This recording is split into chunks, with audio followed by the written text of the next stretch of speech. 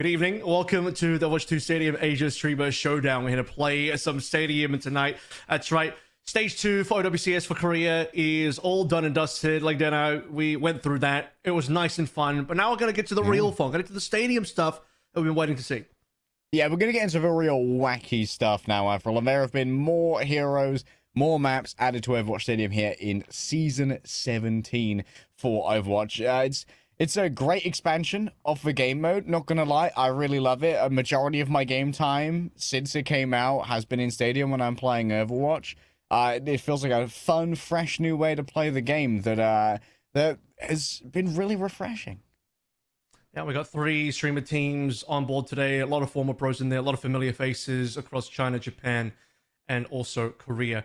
Of course, they're playing live in the WG studio in Hongdae, so it's all on LAN. We got fresh custom games for Stadium brought to us in Season 17. You know, we've had I think we've had 2 events so far that we've had actual Stadium gameplay on. One of those, of course, was in DreamHack Dallas. We saw a little bit of streamer showdown there, and now we're going to have one in Asia as well. But with the Season 17 changes, with the sort of updates to Stadium, including the 3 new characters being brought in as well. Yeah, new characters means new potential metas. I mean, we always see, like, the Juno missile builds and Never torpedoes like that. That's kind of been reigning over a lot of the stadium games that I've been playing in. Maybe I'm just bad. Maybe if I was a better hit scan, maybe the Juno wouldn't be so much of an issue. We are going to have no issues of skill today with our collections of streamers that are ready to go.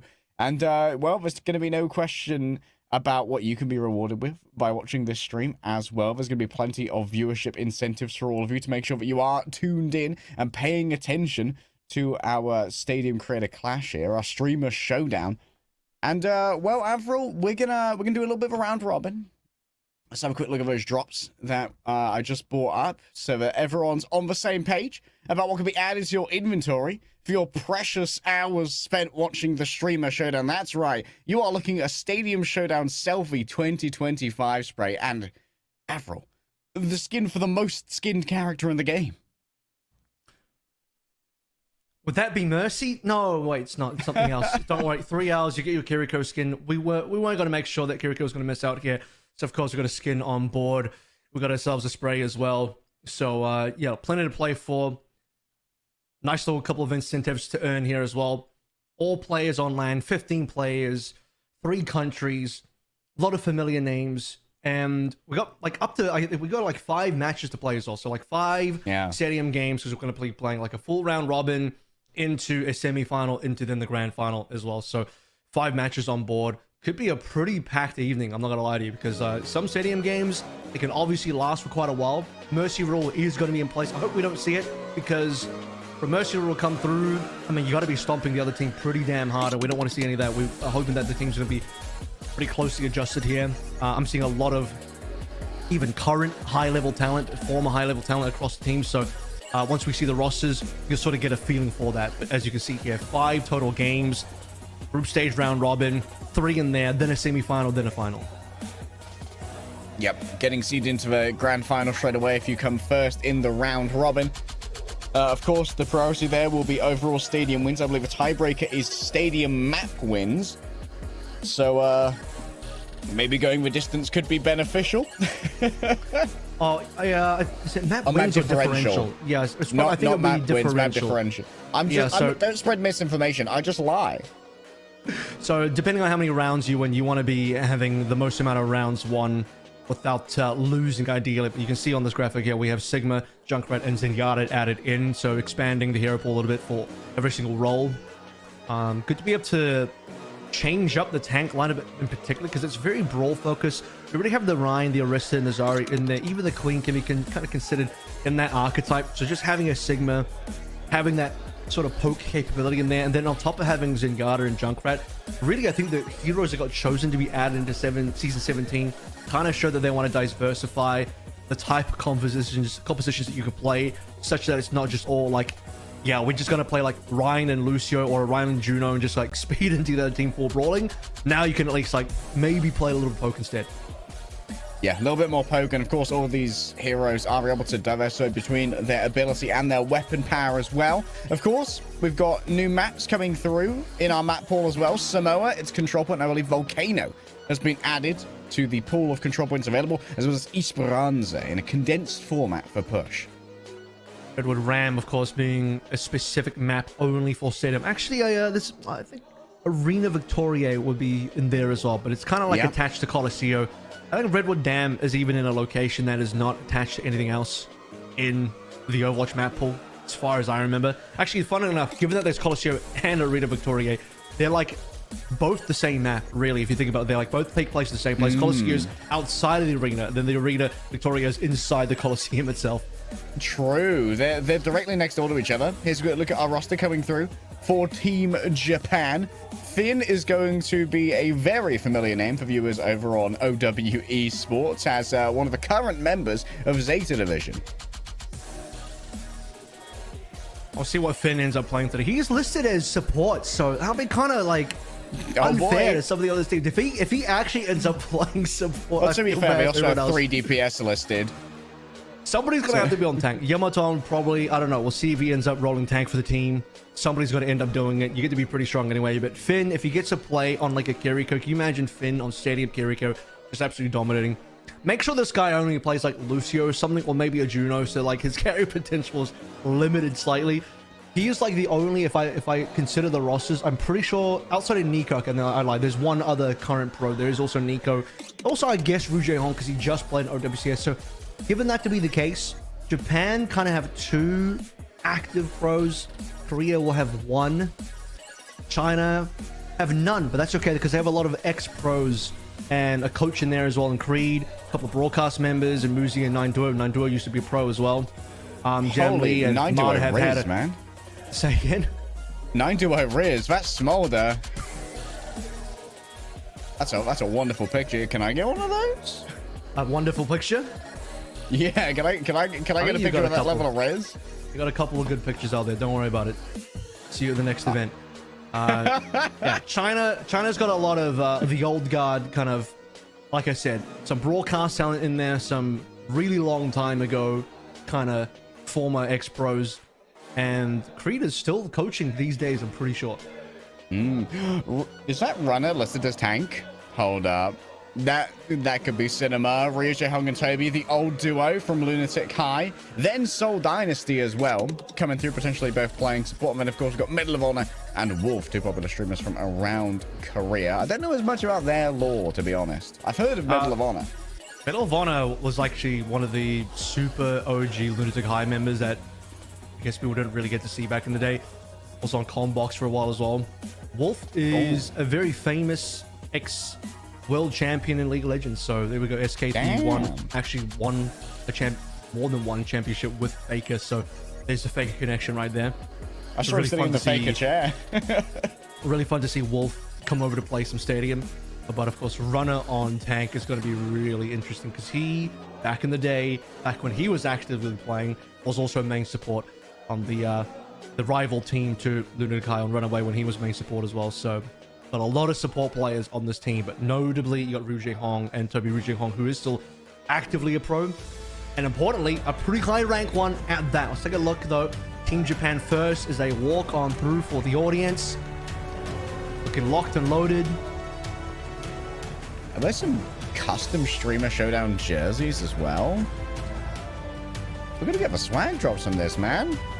Team Japan, very exciting to see them. I believe there's gonna probably be an interview to try and get Team Japan's thoughts on Stadium, the world of Overwatch, and how they're feeling about today. Nico leading the way there, followed by Tayo. Nico with a little selfie cam as well. Tayo, formerly of the San Francisco Shock. We'll get some words from the team. There's going to be multiple layers of translation here, gamers, so do be patient. We're doing Korean to Japanese, then Japanese back to Korean, and then hopefully Korean to English.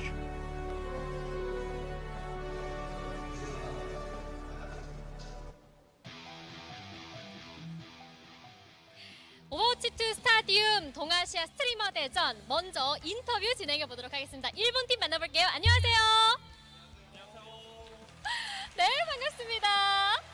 이야, 제가 일본 팀 선수들을 이렇게 인터뷰하다니 정말 감회가 새로운데요. 먼저 대회에 참가한 소감부터 들어볼게요. はじめに今日の試合に参加いただいた感想をお願いいたします。 안녕하세요. Now the question is, please tell us how you feel about participating in the competition. 普段やらない人たち、やらないモードでこの大会に参加できてめっちゃ嬉しいです。 오늘은 평소 않았던 경기로 이제 여러분들께 찾아뵐 수 있게 되어서 너무 영광이라고 하십니다. 그렇군요. 자, 그렇다면 일본 팀에 대해서 이런 이야기가 있었습니다. 핀과 니코 선수 너무 불합리한 팀원을 아니냐, 한국, 중국 팀들의 이야기가 있었는데요. 이 부분에 대해서는 어떻게 생각하는지 궁금한데요. The answer is hello. Bell said in Korean. I mean, it's an honor to meet you today for a game we don't usually do. Excited for the new game mode. まあそうですね。もう実際ちょっとチーム的にはめっち There's ゃ an 強い opinion と from 思 a ってる Korean ん player that is で unreasonable for Finn and Nico to participate. 네, 역시 팀으로도 He was like, I see. 역시 강하다고 I think there's a little more there though, but 하지 않도록 열심히 하도록 하겠습니다. Drops them at lol. 네, 그렇다면 스타디움 모드 얼마나 see, 열심히 I think you're strong, but I'll do my best. 연습했는지 じゃあそのスタジアムモードどれぐらい頑張って練習してきたかちょっとお聞きしたいんですか。 How hard did you practice ちょっ stadium と mode? 昨日初めてスタジアムプレイしたんでまあでもそれを覆す自信はめっちゃあります。 아 스타디움 모드 사실 어제 처음 연습을 시작했는데 그거를 극복할 만큼 자신은 I tried it for the 있습니다. first time yesterday is the 그걸 response. 극복할 만큼 그만큼의 Bro's 자신이 gonna be 있다라는 very 말씀을 quick when it comes to getting those builds down. 가장 Maybe doing some example builds, you know? 문제가 있을지도 궁금한데요. Me when I lie, I don't know if that's going to be true. It might be. It might be, but this will definitely be the person spending all 60 seconds in the buying rounds to figure out what each thing does. If that's He's the case. window shopping, you know, he's browsing. So who's the most threatening opposing player? He says ryujehong of the Korean team is the most threatening. 네, 그렇다고 I'd be worried 합니다. about 자, the Anish 그리고 headshot perk on 오늘 guard. 경기에 대한 각오 한마디씩 들어보도록 하겠습니다. 最後に覚悟の一言お願いいたします。絶対勝ちます。 절대로 이기겠습니다. Next question is, please tell us about your thoughts on today's game. And the answer comes through quickly. I will definitely win. 무대 아래로 잠시 내려가 주시면 감사하겠습니다. 감사합니다.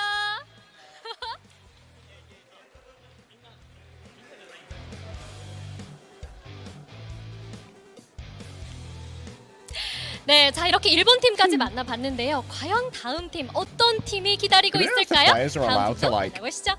Open up a browser tab on their PCs with the stadium builds. Okay, next team coming through. This is going to be Team China walking down. It's a really fun custom jersey for themselves as well. Some oldest brothers in there. To be fair, again, this is the old man squad. A lot of super old former pros. No current pros in the team. At least one current coach though. The miraculous youngster heads. They're thriving, seeing Creed. My Creed. Yeah, they know. If you ever watched the miraculous youngster game live, congratulations. Come and claim your pension with Avril and I. Jamlee up in front. Standing next to Nine Door asking the questions here. Or answering the questions rather. Reverse interview in a reverse card. 멋지게 유니폼을 입고 돌아왔습니다. 중국팀 만나볼게요. 안녕하세요. 네, 반갑습니다. 자, 먼저 대회에 참가한 소감부터 들어볼게요.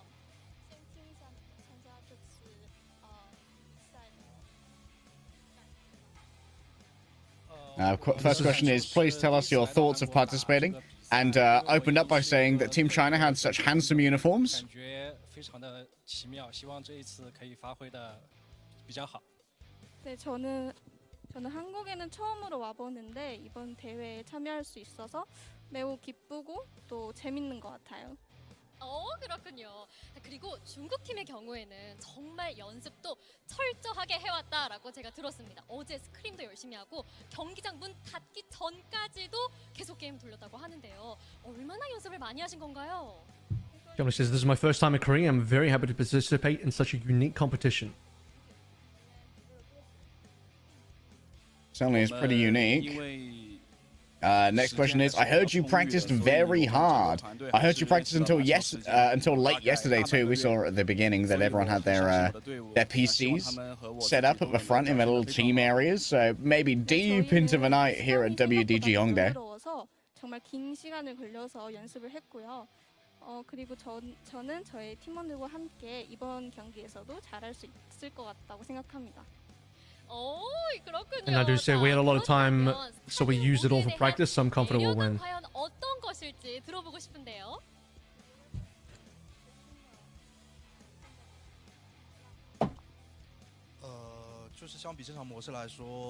Now asking, what's the fun part about stadium mode?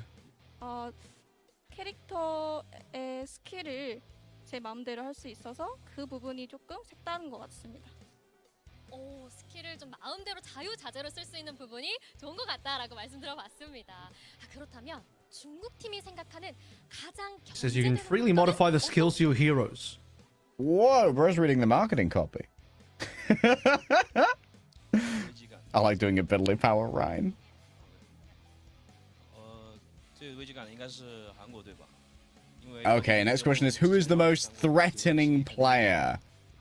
네, 저는 저번에 토비님하고 재용님이랑 경기했을 때 진 기억이 있어서 아무래도 한국팀이 가장 견제되는 것 같습니다. 오, 오늘 한국팀 견제되는 국가로 많이 꼽아주고 계신데요. 자, 그렇다면 마지막으로 오늘 경기에 대한 각오 들어보겠습니다. Chris says Korea's Tobi and ryujehong are the most threatening. 中国队加油！我作为一名解说过来， I mean, both Anna and Lucio are in the roster. 的风采就可以。 네, Could see an old classic. Could see with classic Toby Mercy. Wouldn't that be a throwback? And finally, some comments from Muzi for today's game, and he says, "Oh, China." I think a couple extra words in there as well. 좋은 경기를 보여드리겠습니다.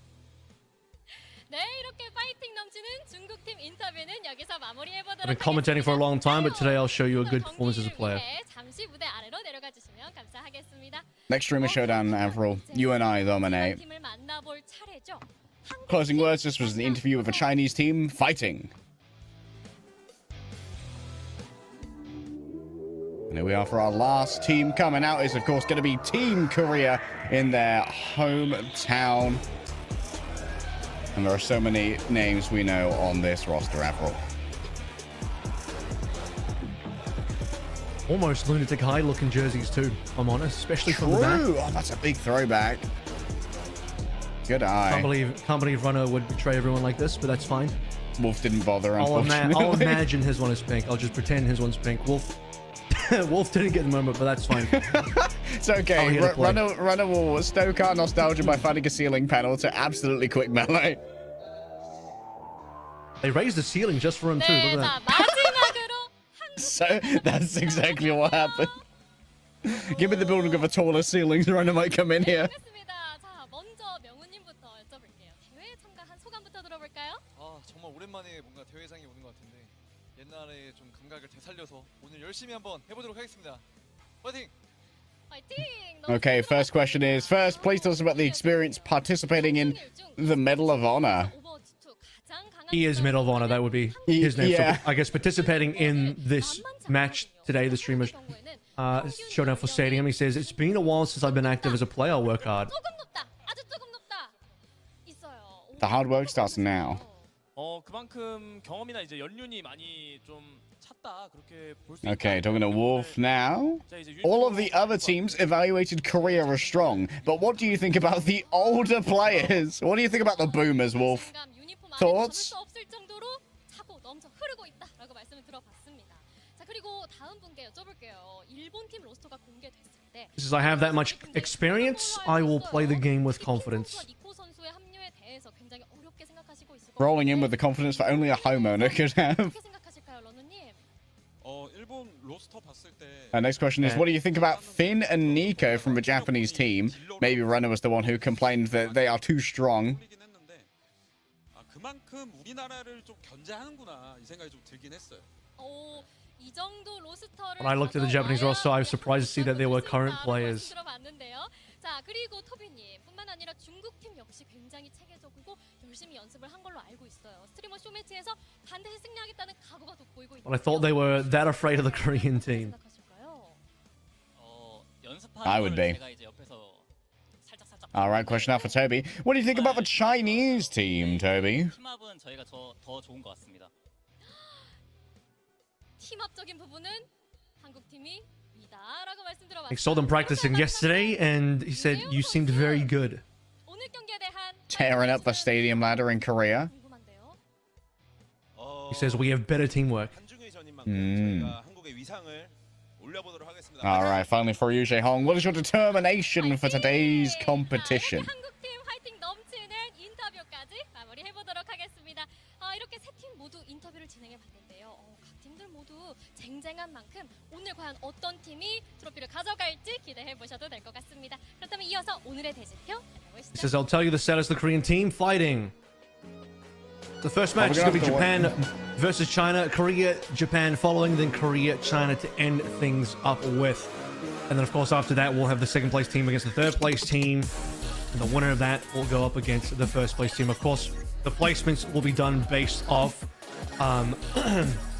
who actually wins these matches. It's a round robin between the three teams. And if there are tiebreakers, as mentioned earlier, we'll be looking at map differential, or round differential, I should probably say, between how the games pan out. So obviously you want to have the highest amount of rounds won in your particular stadium matches with the least amount of rounds lost.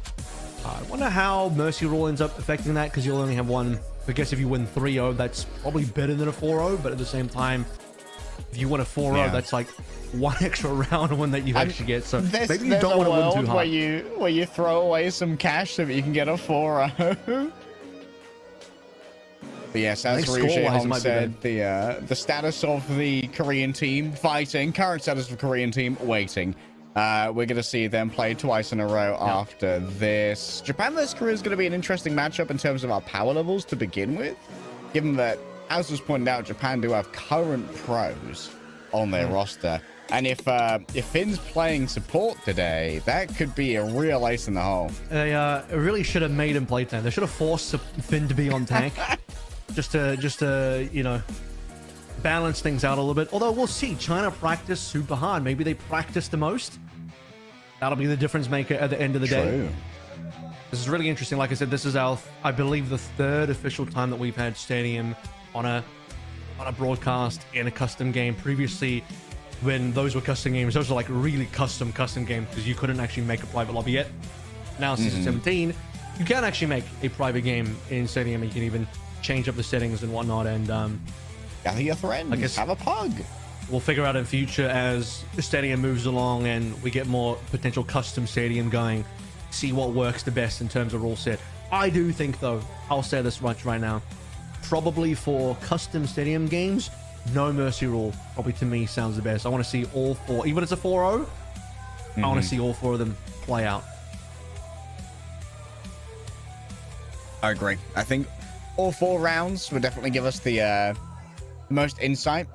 Of course, in Stadium, it can be a little bit harder for teams to try and turn things around when the economic deficit gets a little bit much, but I've seen it happen. It's happened to me many a time in Stadium, but I am a professional bag dropper. I do like to give those bounties away, I'm sure. Yeah. Losing team also gets, they also get like a credit bonus. If you're losing, you'll notice that like you'll get like certain percentage extra credits for all the things that give you credits if you are losing. So there is that. I haven't tested out the custom mode yet in Stadium, so I haven't seen all the options, but I'd imagine if it were possible to even choose the order of the maps that show up in the possible 7 maps, that would be pretty cool. You could have a situation where you could quote-unquote draft the maps too, instead of it letting it be full RNG. I do believe, though, today, I'm pretty sure we are just playing like the most default of the Stadium possible, which means Mercy Rules on. Pretty sure all the maps are going to be random as well, so just have to kind of adapt as you move along. I don't think there's any huge amount of differences as far as the maps come on that will like impact things. They all seem pretty standard in terms of the strengths of how they'll play out, you know? Yeah. At the end of the day, Overwatch is Overwatch, right? Although, admittedly, it's worth noting that Finn, as an alumni of San Francisco Shock, they used to be Control merchants. And I think technically Control is the most populous map mode in Stadium. So there's a world where that could definitely come into play. Yeah, 5 of them, yeah.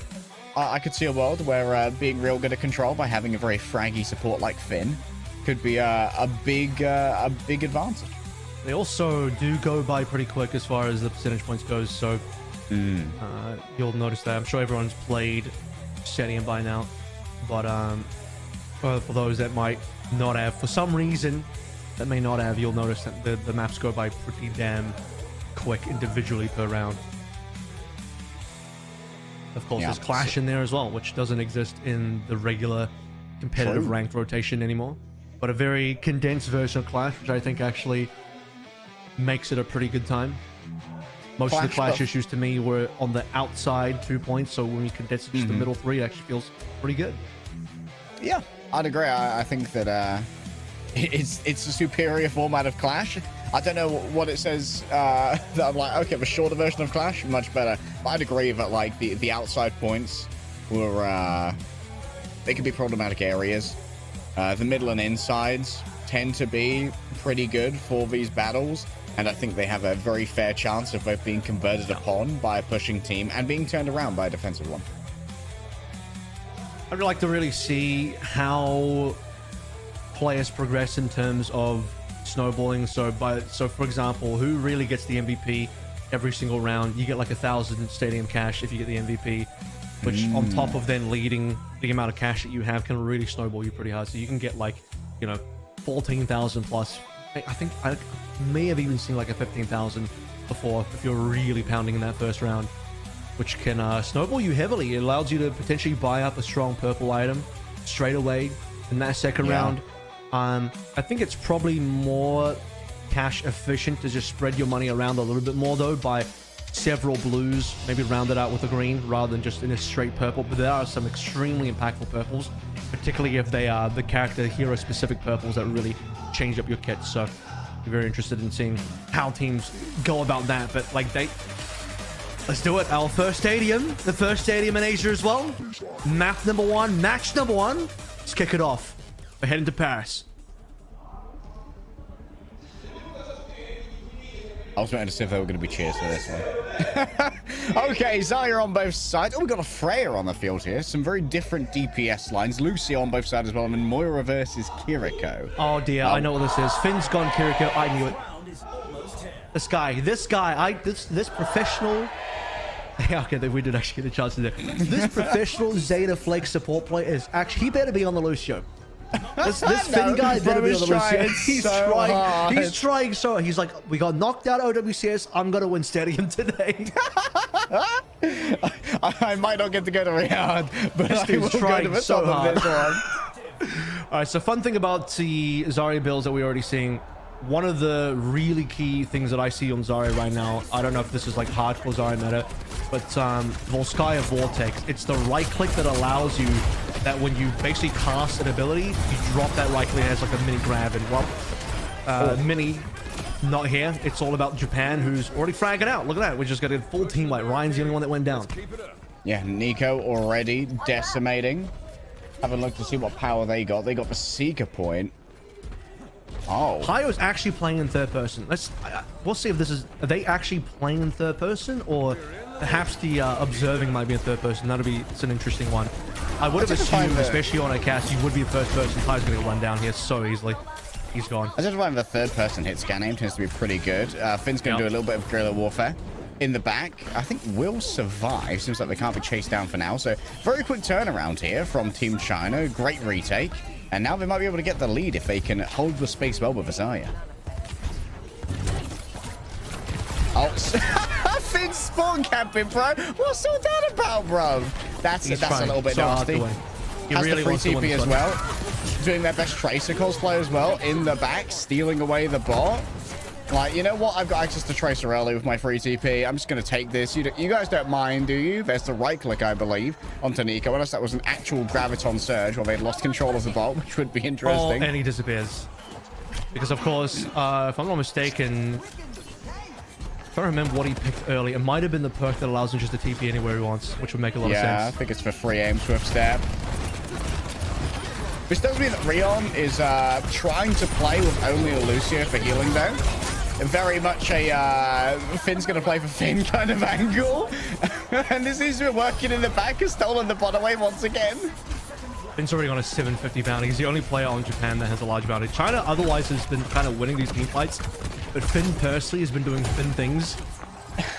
So there is that. Oh, man. All right. Let's see if China can just take control of the bot. And as they win the team fights, not allow Finn to just steal away. I will say Finn's kind of build here, the off-angle Kiriko that can teleport anywhere on the map in whatever direction, super annoying. They're going to get a nice grab here. 2 players down, which means they should be threatening. They'll definitely get a cap on the actual tickets. Hayo's managed to trade 2 back though, which is pretty nasty. Oh, wait, Tayo gets 3. Maybe even a 4th. No. Oh, not quite. Jamlee went low enough that the ability power of... They didn't get... Did they get the lead? They just about got the lead. Okay, now Team Japan are in a bit of a race against time here.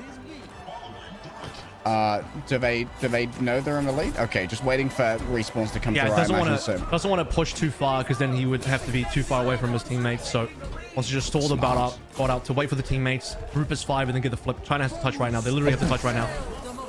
Oh, okay. Overtime will continue going the other way. Not your average push map.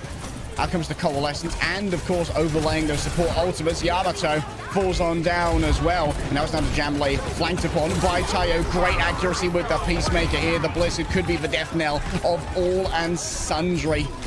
It seems like Finn is somehow trying to get away with it here. Only the Freya remains in a 2 versus 1. Up against the May. The wall is brought on up. Finn works our way with even more. Finn's already got like 13k, by the way, and is going to get another 1k probably for an MVP bonus. I have to imagine, yeah. Oh my goodness. MADA did a really good job of just taking YamatoN down in the tank setup there between the 2 Zaryas. We'll take a look at the overall cash between these players, but Finn's going to be tough to catch as well. The problem is he's MVP. He's got a 1500 bounty. Good luck collecting that bounty ever, because Kiriko, particularly with, I think it's a fleet foot power, the one that lets you TP any direction you want without targeting an ally. Super hard to catch. Like, I don't know how you're going to get this guy at all. But you have 15,000 on Nico, which is huge, and then 19,000 on Finn. So like I said, you can get like a ridiculous amount straight away. And bro's going to pick up what is that? Hard Light Accelerator for this purple, which is the 10% weapon power, 10% cooldown reduction, and then when you use an ability, gain 5% weapon power for 3 seconds, stack it up to 3 times. Whereas on the other side, your richest member is gonna end up being MADA, who got MVP, but only at 14,000. So everyone on the side of China's had to be a little bit more frugal with what they can pick up. Just a bunch of blues. The fact that you start with 19,000 for your Finn means you get an easy purple and you get the round out blues. This guy might not die the entire series. It's going to be that hard to get the kill. It's going to be real difficult. And with that 15% cooldown reduction as well, so much easier to get away. So much easier to get that Suzu back. Frey is also quietly scaling at the moment as well. Okay. Sometimes you get what you deserve. I'm not going to lie. 9-2 with an instant dink. You like to see that. You like to see that if you're 9-0, punishing Finn, going for the full try-hard. And as a team, China, look, the practice is coming on through to get that first pick. Get the full cleanup as a team collected. I think there were only 2 bounties online, but the most important one being Finn. First cap going the way of China, and you only need 2 points here. You just got to get the first cap and the second cap, and then you're done. Or if you get the first cap, and you lose the second one, you just defend mid. And that's like not a bad call as well. Have to look into Muzi's build in our next break here to see if they're scaling towards weapon or ability power. I assume they're probably going down an orb build. That's a great isolation here onto the Zarya. Rion never saw it coming. The wall was brought up behind them, and Tayo's really got to get some value on the off angle, going after these supports, taking them rather low. The cleanup, can it come through from the remainder of Team Japan? They've got to crunch on in. Muzi's the first to fall on down. Nico getting frisky around the edges, and it's going to be a full-on disengage here from Team China, but still Japan have to give up the space to start getting captured.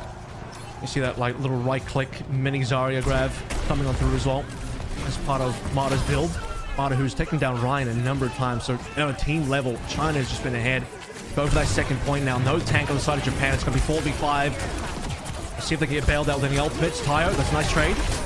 Yeah, maybe a bit just being bailed out by raw aim. Still, MADA hunts them down. You've really got to worry about that Zarya when she starts to get through all of this danger. Out comes Finn with the Kitsune Rush. Additional survivability. Not a chance. MADA is carving through them right now.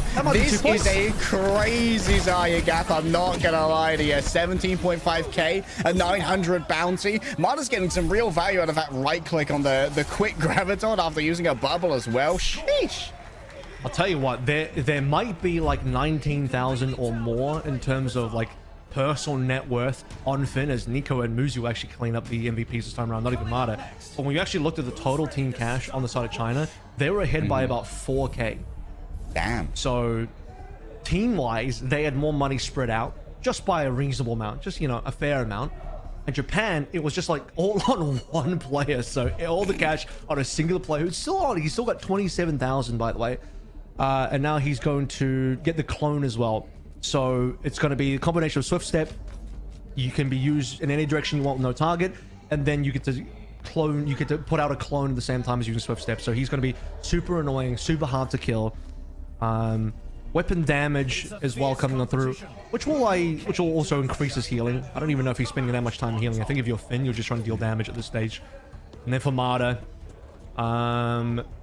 yeah, this is like a pre-workout. Mostly starting out with a right click for the Volskaya Vortex, and then he's got the pre-workout for the lifesteal. Yeah. So kind of not double downing on damage. I was thinking maybe he's looking for a bit of a right click build, because there is the particle accelerator, which is the gain 50% attack speed for the right click after using the ability. So there is that as well, but he's not going to fully lean into the right click just yet. Yeah, on the other side, Muzi is going for more of an orb build. So the orb merchant is indeed going to be throwing out those circles of hither and thither. Let's have a quick Really look as we nasty. roll on. Really nasty when you can get the slow and the heal reduction combined with that as well. So it just becomes an AoE slow and AoE heal reduction. And the fun thing about this Esperanza that they made it, because of where the spawn locations are, most teams will go and fight for this early mega in the middle and take the high ground straight away. Yeah. Playing for that high ground can be everything away. We've got a double flank coming through here from both the Freya and the Kiri. There's a lot of damage that can come from behind, but when it comes to fighting up close, China just have such a big death ball advantage. It's an aggressive TP, comes in with the clone, and able to connect for now. Indeed, the clone will be going down to 9 duo. He's absolutely nasty with these right clicks, by the way. Keeps hitting with things. That's what opened up the previous match.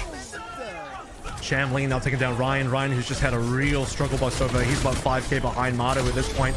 Does get taken down. The bounty cleaned up by Finn. That's just going to make Finn even more rich.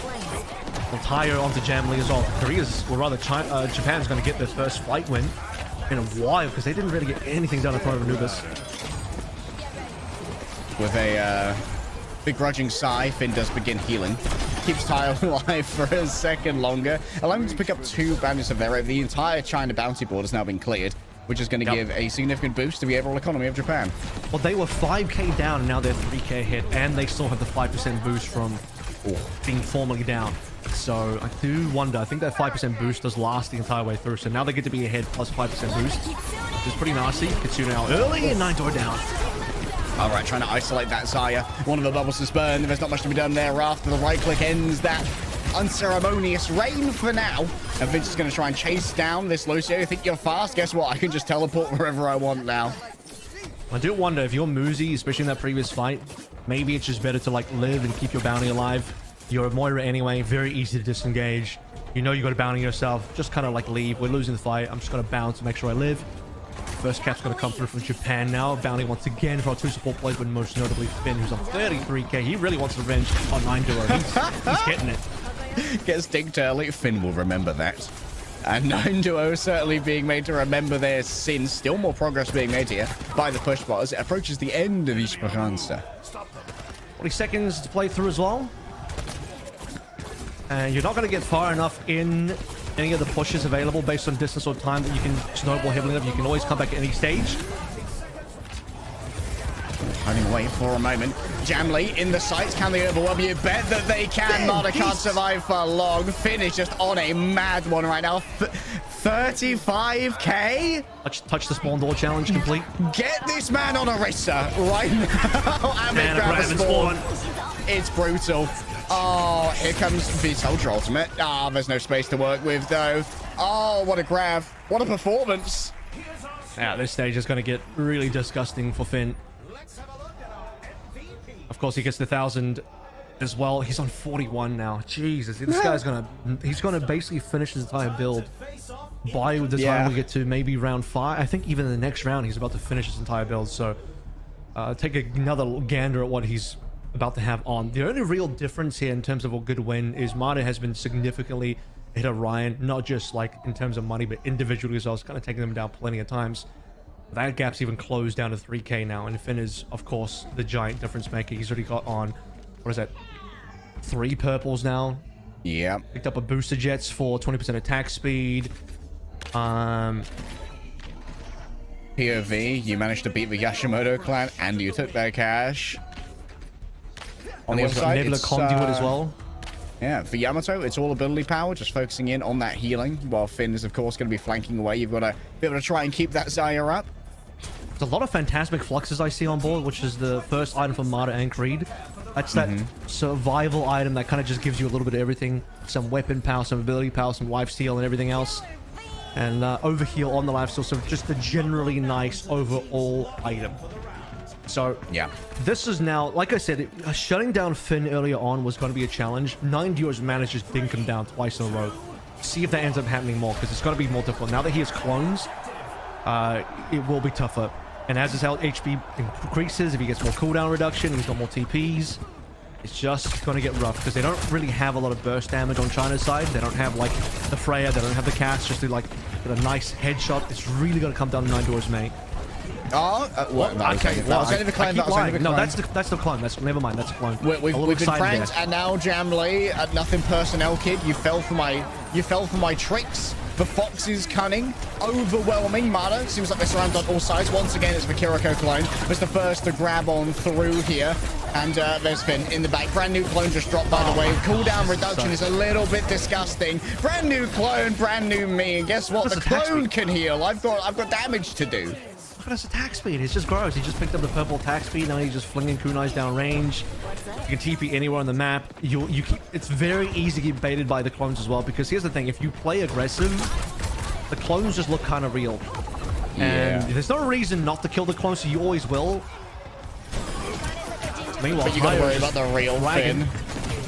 Yeah, Tayo softening up these targets, and then Finn's going to make an audacious play to try and finish them off. There goes MADA, 9 Duos down as well, and Muzi's not long for this world. That was disgusting. Shame on this man.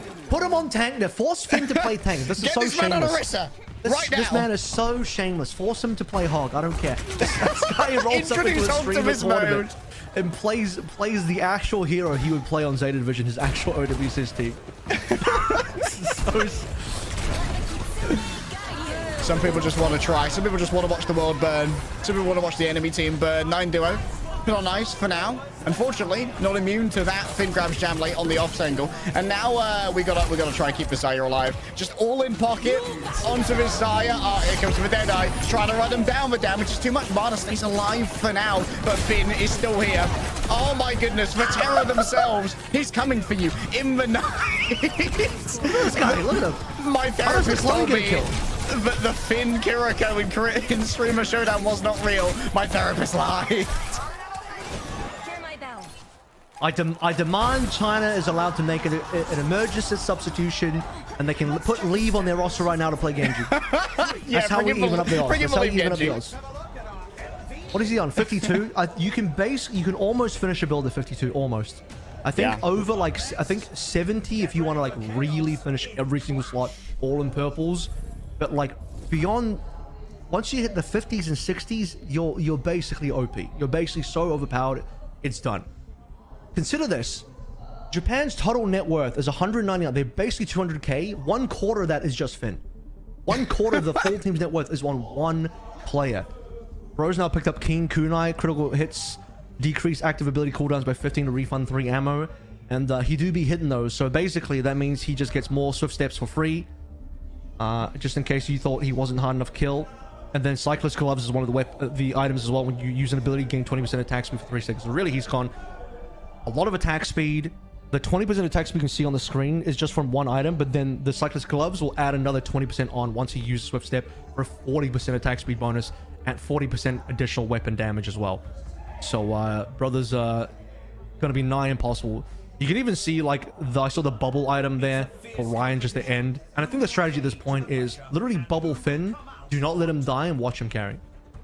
Yeah. Oh, the Keen Kunai as well to decrease those ability cooldowns every time you crit. Oh, nasty. I mean, like, as you said, like 25% of the assets are owned by one person. Finn is currently in the late stage capitalism build. The thing is you really want to see a major damage dealer come online for the side of China. So you typically want to see your soldier kind of lean into some heavy damage position, because he's only got the 20% extra damage right now. And he's got kind of like a mixed bag in terms of purple items, because we see some survival purples in there, including Phantasmic Flux. And at this point, it's like you need either the Spider or Closer or something, like some really heavy 14,000 type of purple weapon damage to catch up and deal some real damage to pressure out. Guess who's on the flank? Well, 2 players are already down. No, that's Kiriko clan. I got baited again after all. Curses! I felt I've fallen for a classic blunder. And, well, Creed goes a little bit too far. Nico's going to punish that one. And here we go. 2 Kirikos again. Actually, the Kiriko clone gets 2 final blows, by the way. I don't know if Finn gets the credit for those. The Kiriko clone has actually done more than Finn in this. He's gonna hit maximum bounty soon. And that bounty, I think, will never get claimed. Again, just based on how quick the cooldowns are going to be. You can play super, like, selfish Suzu. You don't even have to Suzu your team. Just Suzu yourself. TP away. You will actually never die. And that's before he picks up Tuzu, which I don't think he's going to get Tuzu at this point. I don't think he needs it. The Kiriko clone. MVP down. MVP down. There's a chance now. MADA on the outside, just gunned down by Tayo. There's no other way to put it. Bro's got the fully loaded Peacekeeper and his was hitting shots. Quick assassination of their character over here. Creed down once again. It seems like breaking out of spawn is going to be a real issue for Team China. I don't... Oh, they'll be able to touch. Ultimate's going to be important here. Benny, I believe, is back line right now using Kitsune Rush. Yep. Extra attack speed. However, has to use the Caesar on themselves. Could be overwhelmed. The villain, the evil, could it be defeated? We've arrayed our greatest paladins to try and take down this demon, but they keep getting reinforcements in the form of additional Kirikos. And you better guess what? The rest of Team Japan are ready to squeeze in from the other side. Finn is slowly pathfinding an escape, leaving a trail of clones in their wake. And at this moment, I don't know if you can really spare the admin to try and get him out of a backline. You can't. You'll spend forever chasing him, and it's very unlikely you'll actually get him down. Better to just go forward and try and get the 5v4 moving, but as you do that, Finn just takes down a player from your backline. Now the sound barrier comes on through, and China is all but routed here. Tayo with a couple of extra. Finn's hit, by the way, maximum bounty. Oh, that's a nasty big bounty. I don't know if Team China are even going to be able to get back in time. Finn's going to be running interference, of course, trying to intercede on any of these forward momentums. Tayo on the same angle, around the outside, ready for a flashback. Jamlee's running a gauntlet, baby! He's got his legs out. Finn, noted, going into this more. Can we get Finn? Can we get Finn? Can the evil be slain? The answer is, of course, no. There's the backup coming through from Team Japan. And that is going to be a all-in victory. Put this man on a wrestle right now. Force this man to play Lucio right now. Get him aura botting. Force him to 1v5 against AGG right now. Force him to make him relive the third place Force him to play against Falcons in the global LCQ right now by himself. Yes, sir. Mods, ban this man from picking Kiriko. Mods, enable hero bans of Stadium right now, but only for Finn. I believe there was actually a tweet coming through from the developers that the Kiri clone nerf, it's coming. It's coming. The promises have been made. The player of the match is going to be Finn. Undeserved, honestly. Don't think he really performed that well. Only got, what, at the end, what, 60k? So, honestly, to step it up, what did he get at the end? What was his final score? I actually didn't even see it at the end. We kind of just ended, and we were done. I'm going to check real quick, because I'm curious. I'm extremely curious what his final cash amount was. I'm pretty sure it was disgustingly high, whatever it was. I'll get back to you. Generational well. Like I said, he started the final round with 1/4 of his entire team's net worth, so... Bro was cashing with San Francisco shock checks, you know. He ended on 60.4, and his team ended on 222. So, I mean, like, that is like 27% of his team's net worth. Yes, I calculated that. Wanted to be sure. Holy, my math wizard over here. I mean, I think it might just be a... Do the Kiriko clones scale to the original Kiriko's, like, base weapon damage increases? Do we know? I haven't played enough Kiriko on Stadium personally to tell you. It's doing something. It's doing enough. Whatever the clone nerf is, it couldn't come sooner. Really, I don't think the clone should do anything except literally run forward and just die. The clone should... You can see the clones dealing damage, which is insane. The amount of clone kills you got was crazy. I mean, with maximum respect to Team China, who came out and put up respectable... Dylan Snyder, if you're listening, remove the capability for the clone to deal any damage or do anything else except run forward. Because this is remove wild. all the brain cells. Right. Enable neurological degradation. I gotta get the winner's interview now for Finn. Ask him if he feels any shame. The perfect question.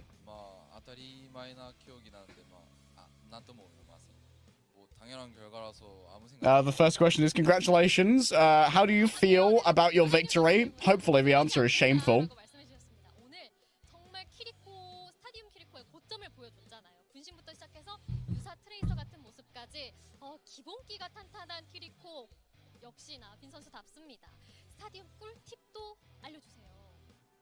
Finn responded, it's an obvious result, so I don't think about it. We're just rolling it down on Kiriko, you know?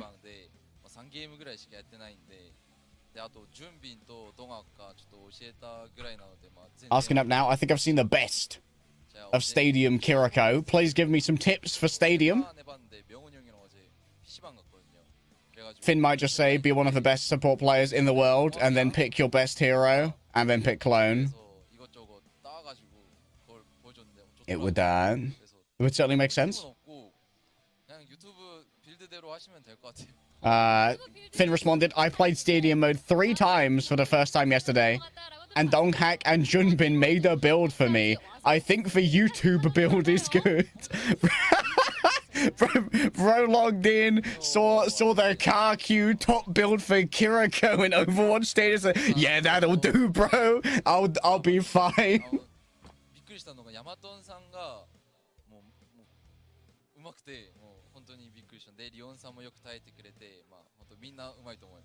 Next question is, what do you think about Nico and Tayo?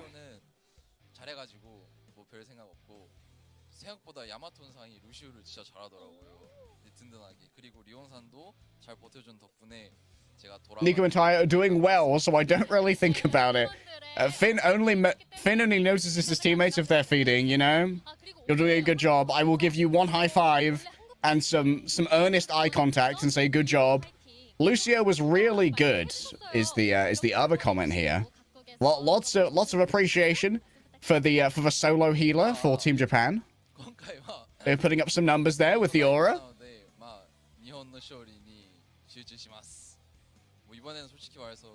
And the next question or comment is, the Korean fans also cheered for Japan.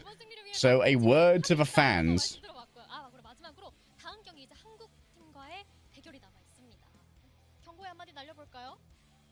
Since I am representing Japan this time, I will do my best to help Japan win.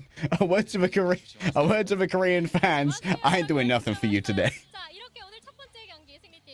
I will do my best to help Japan win. And in a word to the Korean players, I am a representative of Japan, so be careful. Feel the fear.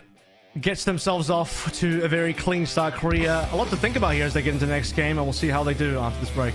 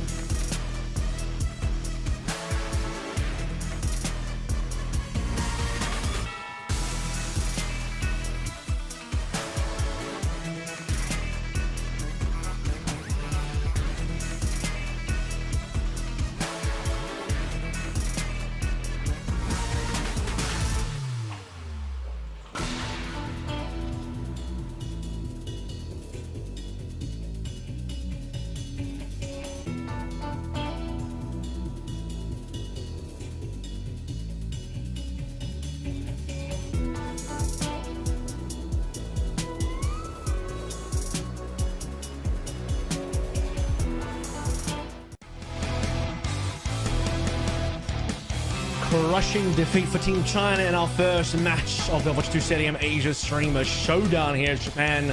Looking mighty strong off the back of mostly Finn. If I'm honest, late day, that was pretty nasty for those that don't know yet. Yes, the Kiriko clone does deal damage, it does heal you, and it does scale off your own scaling. And we found some disturbing things in the notes as well about that Kiriko clone also. That may require it to be giga nerfed into the guy. Fire the Hammer of Dawn, Avril.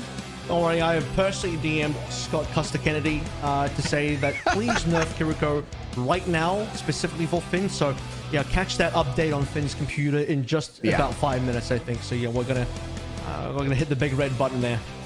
Yeah, gonna come in between rounds of Stadium, actively start changing the file. If you see a Blizzard staffman walk on stage specifically to Finn, you know what's about to happen. You know what's going on his computer. That's Team Korea on board. We'll see what they pull through. We had a double Zarya in our last matchup. So Zarya versus Zarya match. And I kind of liked generally where China was going in their direction with the team comp.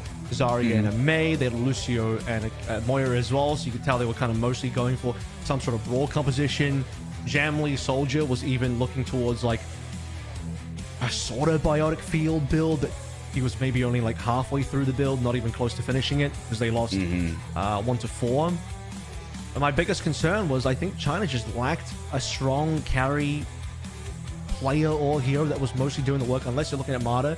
But even MADA's Zarya was kind of building sort of supporty, started moving into some, you know, we talked about the lifesteal perk there, but also there was a bubble perk in play as well. A lot of players were mostly building for survival. Jamlee Soldier had double survival epics as well, the double purples. Whereas it was a lot more clear on the Japan side. It's like, yes, okay, Finn's maybe our best player here as an active pro on a top 4, top 5 team in the entire world, on one of his best heroes, or one of his like actual heroes that he would play on Zeta for, you know, for an OWCS match. And he's just gonna completely wipe the floor with everyone. So hard pocket this guy and let him carry the game, and that's exactly what happened. So looking at Korea on stage now, they just saw the carnage that was that last game. I wonder what their takeaway is going to be, aside from the fact that Finn's a target. Get this man out. Target this man. Get him out of the server. Ban Kiriko? Question mark? Can we do that? Is that an option? I know one option. Me personally, I play a lot of Ana in Stadium. I know people think Ana sucks in Stadium. My opinion, she's actually kind of good.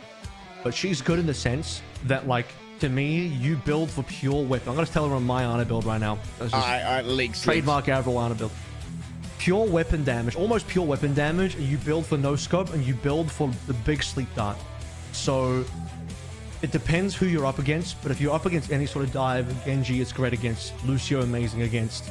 But Kiriko, if you want a guaranteed way to shut down a Kiriko on a big flank, you get that power. Let me find the one. It is. You'll have to forgive me for not knowing the exact name. Is that increase the projectile width by 500%? That's the one. Yeah, it's actually it's an item that you buy. It's called Tranquilizer. Sleep dart gains 500% colligicide, 100% projectile speed, and 20% sleep duration. So you want to build weapon damage with a lot of no scope in there. There's like a no scope power that increases your attack speed. There's a headshot perk in there as well, which actually you can no scope headshot. Fun fact. And then with Tranquilizer item, you're basically guaranteed to hit every sleep dart. Every sleep dart you won't miss. You fire it in their general direction, it will hit. And it's fast enough that you can't react to it. So maybe you're a god like Finn and you can just Suzu in time or you TP in time, but if ryujehong gets a Tranquilizer, and I would like to see him. This is ryujehong. He's the signature Ana. He's like the most legendary Ana of all time. Play Ana, pick Tranquilizer, see Finn on the flank, go for a sleep, boom. That's how you get him. Tell you what, chat. You get Finn's ass by just sleeping him down. Ironclad guarantee. If you run the Avril Ana build and you get a lead of 100 meters in Stadium on push, you will win that round. Every single time. Problem is you can't get to 100 meters and push in Stadium. Exactly, Avril. So if you get to about 100 meter, which isn't technically possible, basically guaranteed to win. Yeah. I do like potent projectiles. Unscope biotic rifle projectiles 100% logic. It's just double sides, no scope projectiles, which is pretty crazy. Ooh. You don't miss those. Trust me. You fire those. I think biotic rock might actually have been the better way to put it. Just throwing pebbles out of the gun. I thought you got a biotic spud gun. You know, this is how you. I've had a lot of fun shutting down Genjis playing Ana. And some of them don't realize how Ana works. I have a couple times where I've like slept a blade, and they're like, "Nice sleep." I'm like, "If only you knew. If only you knew there was zero skill involved in what I just did." I just looked at you and pressed the button. I didn't do anything really. Sometimes you just gotta cope your way through it. Like, yeah, it was a nice sleep. Cries a little bit. It's when I go up against the when I get taken out by the scaled Kiriko clone. Oh yeah, that was a good flank Kiriko. Very, very good. Very skilled. I was outplayed there for sure. For sure. Yeah. I can't wait for Dylan and the team to nerf the Kiriko clone. I can't believe that thing deals damage and heals. Like, and is basically an aimbot as well, because the damage it deals is it auto aims at an enemy. It auto aims. Like, oh yeah, auto aims at enemies, so it's like a moving tall turret that deals your damage. Oh, so, finally, a tall turret for the weebs. You hate to see it when you have a 60k net worth Finn who is like globally one of the top Kirikos in the world, with a clone that is basically doing his damage and doesn't miss. You hate to see that if you're Team China. Really. You hate to see that, I think, if you're anyone. Maybe if you're not rooting for Team Japan. I mean, for Team Japan, at the moment, like, Finn's on his fatal arc. There's no other way to put it. Like, bro might just be the GOAT of Kiriko Stadium out of a sample size of one. Didn't even get a chance to see Nico shine on the Freya. Nico, who just recently won Odipsis Japan on Varel. Another current pro who's, you know, is performing quite well. Also playing their main? I suppose he is. Yeah, again, Japan out here trying to win. Japan Although because he didn't, because Nico just didn't go sick nasty, I'll give him a pass on that one. True. I don't know if they had a chance to go sick nasty. Let's see what Tobi does on Lucio. Surely a Tobi Lucio comes out. I think the answer is Mercy to chase down those Kiriko flanks. Just because Finn, you know, maybe he'll get the heebie-jeebies face down with a Mercy Glock. I will say, too worried about losing to it. Most Mercy in the stadium is pretty average. But if you have one really crazy player in your team or the other team and they're just hard-pocketed by Mercy the whole time, yeah, it's pretty nuts, as you would expect. So, but no, probably not going to see Mercy. Probably going to see something with carry potential that lets you really take him out of the game like Lucio. I'm going to do a real cheeky thing on you here, Avril. I have a dream. I have a vision in my head of Medal of Honor previously playing Farah when they used to be on Lunatic High in Combox. Is that correct? I actually couldn't tell you. It goes beyond my knowledge base. It's too long ago. I've presented unfalsifiable evidence, therefore I am correct. Expert debater. Of course. Well, I see a Genji. I see two Genjis. I see a Sigma as well. We're changing things up. I see a Kiriko on both teams, but at least both teams will have one. That does mean we're not going to get the classic ryujehong Ana, though. Wolf is going to be DPS with the Mei, and Runner is going to be on the Sigma, and I like it. He's got the triple hyperspheres straight away.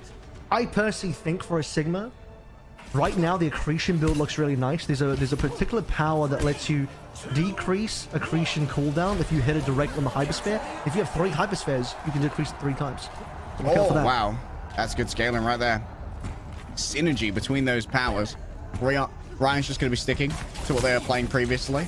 However, it seems like for now it's going to be more of a consolidated angle here from Team Japan. We don't have Finn going too buck wild yet, and then TP's into the hole. Just bouncing with your friends. Thankfully, there is a little jump pad in there. I do like the Tayo change it up though. See a little bit of Genji coming on through. Genji, to be honest with Zarya, is pretty nasty as a combo. Ryan stuck behind a wall, and then the whole runner goes, but he's okay. Oh, here comes the old frost ball. Doesn't do too much in the way of displacement at the moment, given that everyone has disengaged away from the wall already. Tayo on the El Clasico Genji. Oh, the Tayo Genji, how I've missed it. Tobi feeling a little bit less fond of what they're seeing right now. The remainder of Team Korea should be cleaned up fairly easily. The invincible cryo ball will be overwhelmed eventually. And there we go. It's going to be an opener for Team Japan. I will say, if we're going to see some runner rocks get a cheeky hit onto Finn, maybe 5 rounds down, as one way to shut him down. Also, by the way, there is that nice power that you can get where you fire the accretion through your own shield and it increases its projectile speed so fast Oh, the accelerator, yeah. Undodgeable. I don't think you can actually dodge that, so that's a guaranteed accretion hit, so watch out for that later on too. Just turned my shield into a hyper gate, a mass accelerator. Everyone loves one of those. Medal of Honor. Not going to go for their counterpart Genji for now. Instead, going after a soldier who actually purchased the extra armor survivability perk. For now, Tayo already down, moving forward with the Kitsune Rush. That's a very early usage of the Graviton Surge. Accretion to try and shut down the follow-up here, and the Blizzard as well onto Ryan. It's all in here from Team Korea. Good isolation onto Finn. I will not let you bully my team. I will run you down in the streets. Get ready for that May Ice Ball to get a lot stronger later on, a lot more annoying to deal with. Let's see, probably going to go for massive into the AP. You can go for a bit of a machine gun electric build on May, which is lots of fun, but it'll end up being some decent ability power. But Korea, not doing too badly here. 70% for Japan, obviously, but Korea's winning some team fights. Here comes Blade now. Ooh, bubble already used. Lots of dash in the back as well. Not too sure who got flushed. It's going to be... I think they went for... maybe trying to shut down Tayo, Medal of Honor. Also, it looks like 2 blades with no kills. The convention security made sure to check those for any actual sharp edges. Everyone was feeling nice and soft. Ryan running down Runner at this moment. Plenty of energy to work with. Runner overwhelmed. That Genji's getting real low, but it seems like Tayo's going to be able to get away into the loving arms of their healers for now. ryujehong and Tobi, the terrible twosome previously. Everyone's kind of not have to try and escape together. Throwing it Alcatraz, jailbreak, but guardsman Tayo's having none of it. Final fight territory now. Korea's pushed themselves up to a nice clean 76%. One fight away. Not too sure what the old economy looks like just yet. But in terms of who's doing a lot, we do have Nico on that soldier, 8.2. In terms of cash, in terms of net worth, should be a bit of a cyber battle. Oh, it deflected! I think it might have been a mini grad deflected. That was a close, so the actual grad unfortunately. deflected. If it's the actual, I don't think it was the actual grab because I didn't hear the voice line, but it was a nice deflex with a right click anyway. Yeah, once again, I've been baited in by the Kiriko clone. Hello. Still some guerrilla warfare going on at the back here from Team Japan. Kiriko, the clone falls down. They got Finn! MOH! Now they are hunting actively. 98%. Gonna move forward to 99. No one can touch. What a great wall and boot. Good combos from Team Korea. Yeah, I love to see that from Tobi. Well done. That's first round gone. ryujehong picking up the MVP. Nico on the opposite side. I think ryujehong might just go for... We'll see. I think there's no reason not to just go for the same build that Finn had last time, but 15k early will allow you to do quite a decent amount. So eyes on where ryujehong takes his build. As he'll be able to very much afford a purple super fast. A little change in Finn's build here from round 1. Has gone for the clone early. Both Kirikos have gone for the early clone rather than the Fleetfoot omnidirectional Swift Step, which was previously a big flanking tool. So it's going to be round 3 where we really see the Finn power spike and being able to do that roguish marauding in the back. It's interesting. So Medal of Honor go for Gloom Gauntlet for his first epic. 50 armor, 15 melee damage. Melee damage grants 10% move speed and restores 5% max health. So he's gone kind of for more defensive, which is quite interesting to see. He went for the Hidden Blade power as well, which is 60% melee life steal, increases quick melee by 15. So he's gone for like a real melee damage build for Genji so far. Has he got the backstab perk yet? That thing can do some real damage when the backstab starts to move through. You do need a little bit of movement speed though, given you're up against the Lucio. I don't know if your Lucio is going to be as keen to get stuck in.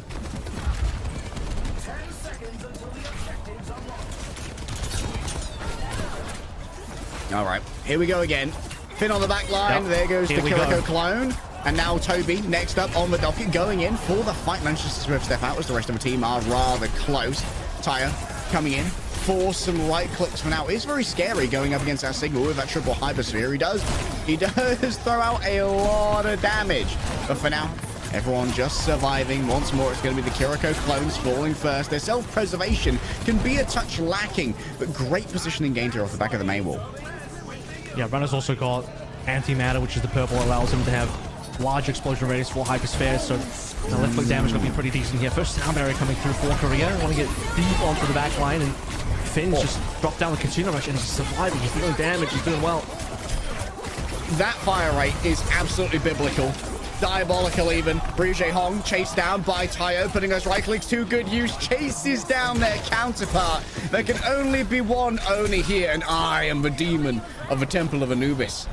And he's got a 750 so far on to the bounty. So is Nico. EPSs of Japan. Really cleaning up. It's an even game in terms of 76.9 total team net worth versus 75.2. Here comes first Flux. Last time we didn't really get to see what the Flux did. This time it will get a singular catch. It's on Ryan. Should be able to bubble himself. Oh, that's a true grab there from Ryan. Able to take out the remainder of the team. MADA is going to fall by themselves. They're going to have potentially a pretty late spawn here. No, group respawn for Korea to try and match Japan on second. Opportunity for Japan to clean up a 1-1. Even up the series in terms of the round count. Should got the match, I should say. First Blade. Aggressive here. Tayo's already got one. Runners down. ryujehong can't make it to the door. Oh, the disengagement wasn't strong enough. And that's going to be a Suzu even further to make sure that Tayo stays alive in the midst of all of this melee. For Team Korea, I don't know if they've got the time to come on back. All five have respawned now. Should be one retake to play on through.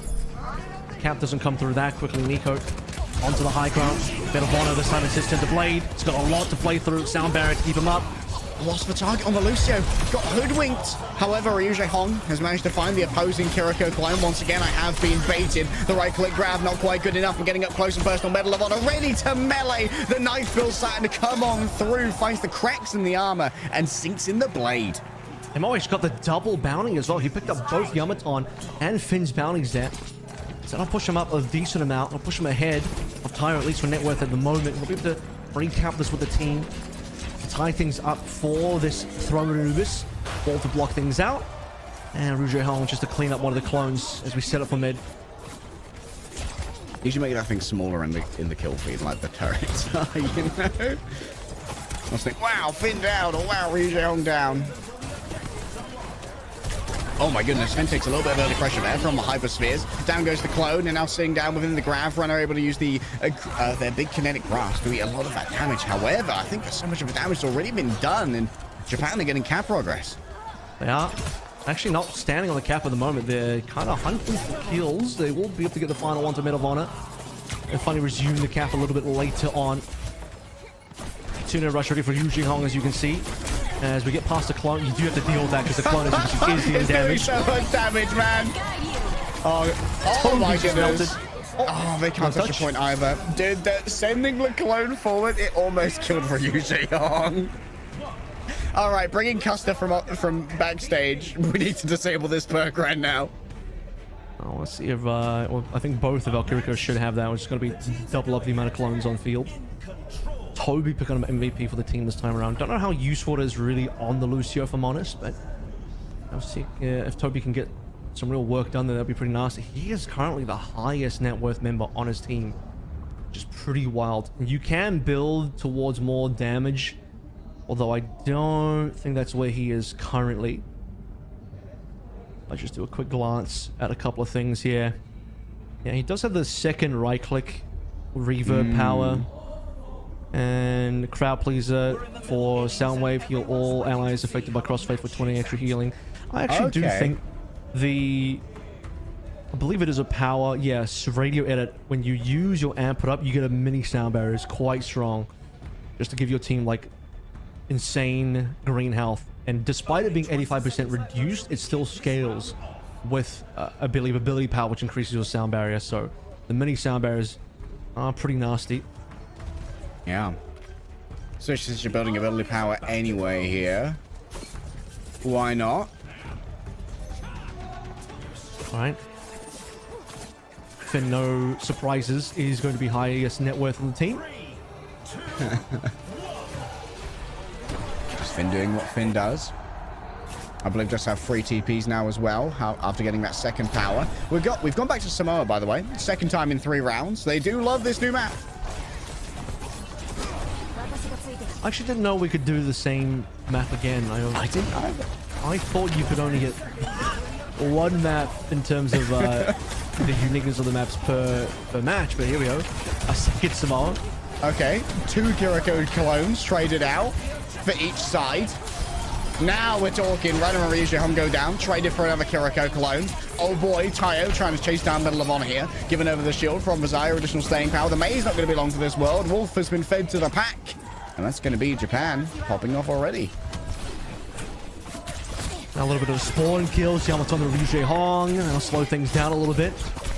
The Kiriko on Kiriko violence for clone battle. Attack But that's of the the thing. clones. We literally just had a clone killer clone as well, which is get ready for that to happen a little bit more often. Tobi as the highest net worth member of the team. Okay. A little late to save his teammate there. Tayo gets an extra deflect kill to ryujehong. Unfortunately, the sound barrier from Tobi won't be able to save the day. Still waiting for members. Blade to come through. Oh, Tayo with double on the blade. That's kind of nasty. Tobi failing to save ryujehong. But if you close your eyes, it feels like everything's changed. Yep. My lunatic high. Talked about the extra damage from behind the backstab item before Genji. Well, Tayo has it. Just as a little update on that. TP's to enemy spawn door. Uses Kitsune Rush. Yep, that's Finn, all right. Wolf just got the Ice Block Blizzard. A quick kill onto Nico coming through. Now Finn going to try and chase down ryujehong. Not TPing far. However, the clone is going to make this one complicated. A 2 versus 1. Who needs fair fights when you can simply have some foxes cunning? Tayo gets a quick Dragon Blade slash, I believe, off the end of a deflect and then finishes it off with a little Tonfa. Nice. That should be it. 0%. Korea need to go for the touch right now. Blade, last one. Middle of honor. It's a 3-man flux, but they're all sound barriered up, so nothing's really going to be made of this one. With Middle of honor down, your only DPS still being Wolf, but not really doing too much on towards the May. This is a cleanup. All right, yeah, ryujehong not going to be long for this world. The Kitsune Rush is sent back towards spawn to help any respawners get back more quickly. But Japan, they have found their Finn scaling. They've got the swift step with no ally required. So guess who's always in your back line? Tayo's done well here. We actually saw some of that crit damage on the backstab melee come through for him as well. When you saw it on the kill feed. Yeah. The melee crit. So both our Genjis going for very similar builds here. With Tayo maybe being a decent amount more advanced at 34k net worth versus 28. As we progress on through. Bit of honor. Picked himself up an extra little survival item for the power. So 15% ultimate cost reduction, converting 100 health into armor, and Dragon Blade heals your armor fully. So going a lot more on like the defensive side. Even you can see the power as well. Just playing for healing. Got the Hanamura healing as well. Critical hits and swift strike around over health. Whereas Tayo, it's about the damage, baby. And I think he's made the right call. I think you need to be the carry on your team. To be the extra threat. Last match it was mostly Finn. This time Tayo's made a lot more contribution. You don't have Finn just kind of running away from the game. You have Tayo actually only 1k behind Finn. Nico going for a little bit of spread on their utility here when it comes to how they're playing their ability power, both for the double helix rocket and for potentially angling into the dangerous healing pad. But we've seen some absolute nightmare builds with a sprinting healing pad, although it does not scale that well until late game. So having early helix rocket ability power can make you quite deadly with that burst, knowing that Finn's going to be there to clean up if someone falls low. Runner really wants to go for a left click build as well, because his next power that picked up is the one that where you absorb 100 damage, you gain 10% attack speed scaling up, and while he'll be really making use of those hyperspheres now in terms of damage. Throwing them out very quickly. Feels like when you get the initiative on Team Japan, you get a lot more value out of these hyperspheres. Just think of it, Runner has to like try and take some reactive plays and can't smash down that front line. Things get a little bit more complicated. However, oh, okay, that's a Kiriko clone. I've been fooled once again. And another. There's Betray coming through. Middle of with 2 melees. Hold up, this guy's crazy. Only twice you can't fool me again, as someone important once said. Now, well, Finn, he's gonna not have any trouble getting through Kiriko's clone or no. Ryan doing a lot better this time around. Actually leading in terms of bounty alongside YamatoN on support, so 1575 both sides, and we'll give opportunity for Korea to be able to at least collect some bounties here. Thankfully, the bounties are on slightly easier heroes to take down. Finn is trying to move up on his own bounty for the time being. Still enough time to close the gap in terms of meter results. It's just a one fight with ryujehong. The Nico is going to be a nice advantage. All right, Kitsune Rush. Almost ready to go. Tayo noted on the outside for now. The all the way. Oh, no. Finn from the backstab. He's doing it again. Okay, yeah. It's just Finn moments. And he is getting so much done right here. There's the Kitsune Rush. Runner should be overwhelmed. Did him try and reinforce everyone. Look how much health came off that sound barrier from the ability power scaling. And now Medal of Honor, he's slicing and dicing. He's got extra move speed and extra slash speed. Double move is so troll, man. Medal of Honor cannot get near. He's just suspended in the air. It's duck hunting season for Nico. I said it's Kiriko season. No, it's Genji season. On the outside, it's Visor season, trying to run over Runner themselves and can't stand up to the melee damage. Tayo and Finn, the combination of them are still getting it done here. YamatoN up to an 1800 bounty, just hasn't died.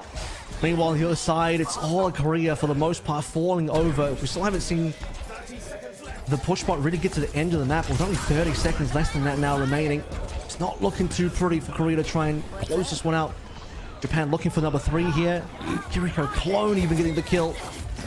Don't worry, they will be punished by the opposing Kiriko clone. My MVPs, as they live and breathe, may well get run down here by the May block. It's very scary, and so has the TP away into safety for a moment. Tayo could be everyone. Actually missed their disengage. The punish doesn't seem to be there. The Kiriko clone, or ever the reliable, gets punished for this, but still MVP tier performance every single time. Wolverine to try and kidnap someone away, potentially with the snowball, just icing on through, keeps this one contested. Medal of Honor's the next one to fall, actually taken down by a melee from Nico, which is rather ironic because he didn't even have a knife in the midst of all of this. Finn in the back doing what Finn do every time. Ryan just gets so much damage pumping out of this one. The Kitsune Rush, it won't be around for an amazingly long time. The coverage is not quite there, but you do have a Kiriko clone to try and play with at the back. Grabs some fire. Ryan now overwhelmed, and ryujehong is doing his best Finn impression.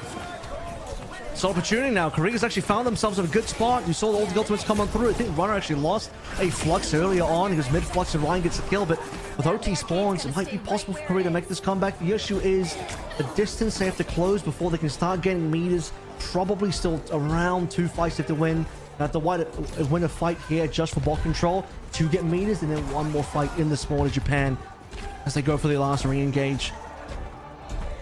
Do we need an Avril's amended theory of push victory for Stadium? Perhaps by the end of today we might be able to have one. ryujehong already falling down to Finn in the back. That's a huge deficit of healing that's now lost as well. Finally, Nico's going to be coming in for the final blow. I reckon that this is going to be all she wrote towards the end. It's going to be the Dragon Blade as well. I don't think Medal of Honor's got it in him to do the 1 versus 5, and Tayo swings the sword and cuts deeper for the Kurosawa ending. Yeah, it's only a 6k difference, but it's starting to feel a bit of a world apart from Japan to Korea. Tobi once again getting the MVP, but once more, I'm just not too sure if the Lucio is going to add enough here as the main carrier of your team's cash amount. So it's a big difference between having all your money on a DPS like a Genji versus having it all onto the Lucio, which in Tobi's case is being mostly built into defensive that's that beat drop. Does have a Tuzu actually for ryujehong. Yeah, well, yeah, he's trying to make sure he lives. He's got the big drop for the ultimate cost reduction. Landing on an enemy with sound barrier deals 200 ability damage with an extra 50% for the ability power here. So, maybe that leads into something, but just seeing a decent amount of survival items in here with at least a couple of ability powers, but he's going to have to get really active to be able to translate that into any sort of damage, whereas on the other side, Tayo in particular, he's just going to be into full damage, full power. Most recently picked up Laceration for 35% additional damage over 3 seconds the enemy's hit on Swift Strike. So, and most important is on the weapon side, getting that massive purple item, Eye of Spider. Extra damage to players below 30% life, as well as just raw 25% weapon power, which is a lot for those of you keeping track at home. Finn still has that bounty on 50.4k. The rich do get richer. Yeah, meanwhile, I did take a look at Medal of Honor's build one more time as well, and it's just not quite as pretty, particularly in the damage department. As mentioned, he went more for defense, he went more for survivability, but I think right now to win, you gotta get the kills, particularly now that Finn's starting to get away with on 50k. He's not on just the disgusting 6 where they were saw him before, but he has the biggest bounty.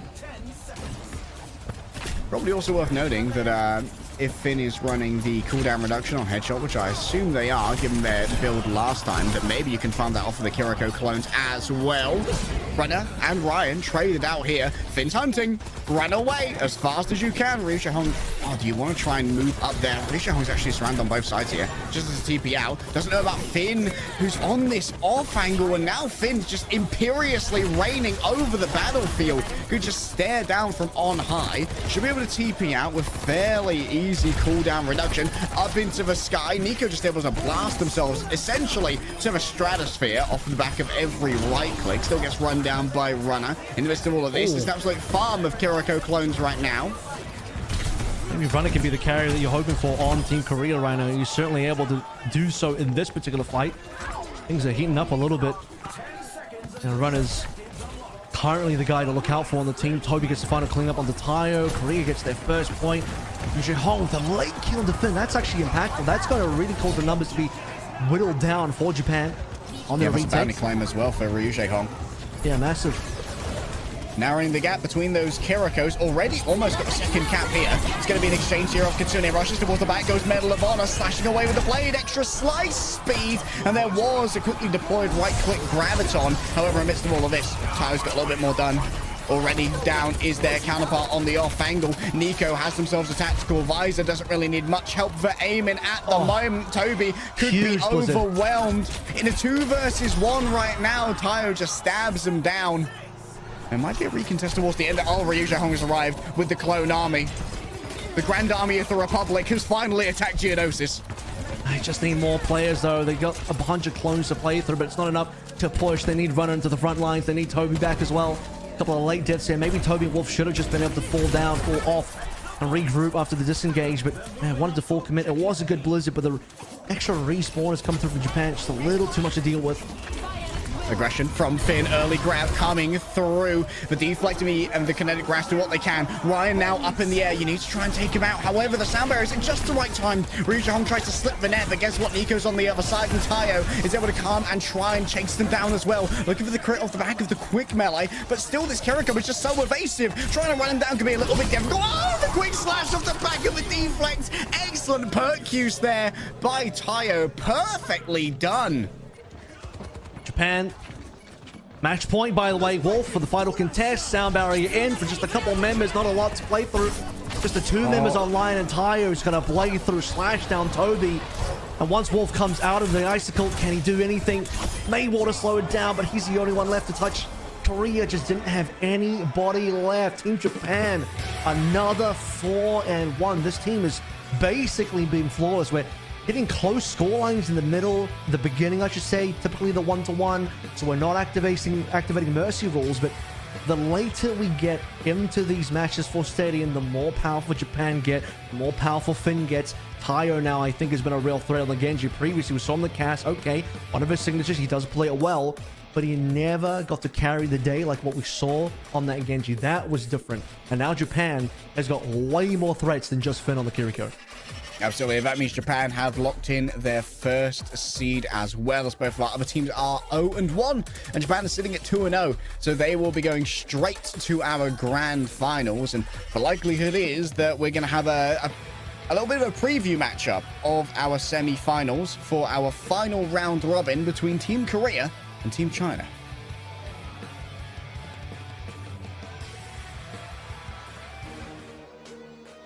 Tayo, player of the match here. Deserved. Yeah, you got that. I'd say so. Not quite. I don't know, how much did he end on, actually? I think he might have ended pretty high up in terms of net worth. Certainly impactful on the Genji, as we saw in the kill feed. Played way more for the damage in terms of his build. A lot of the melee perks.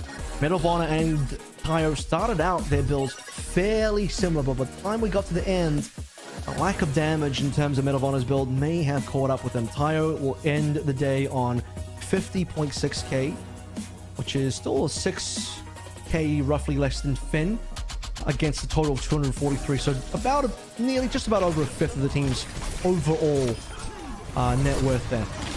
And the second highest on his team after Finn. We're getting a bit richer here.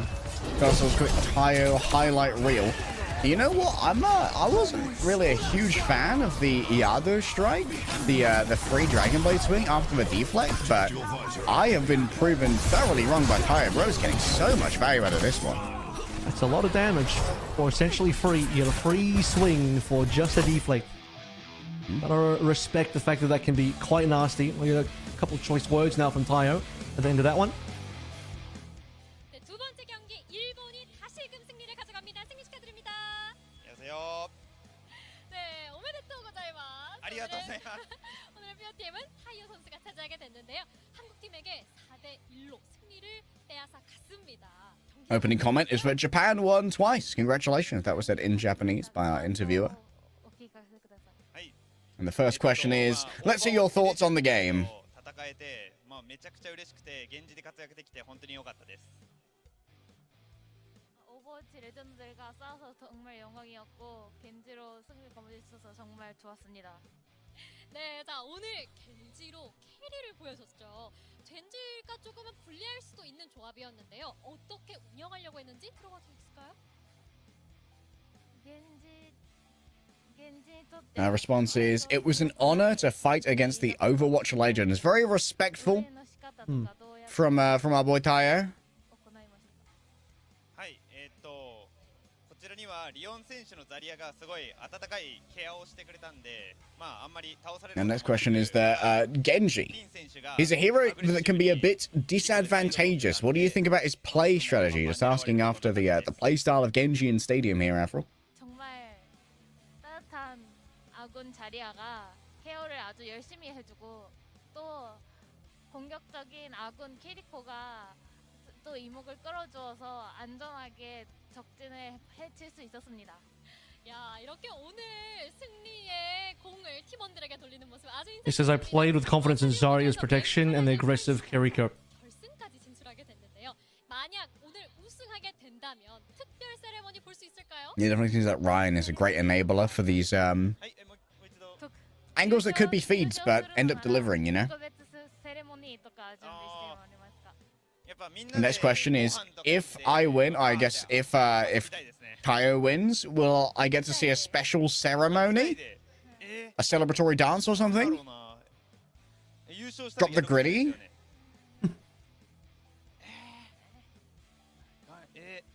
Tayo contemplating the gritty, of course.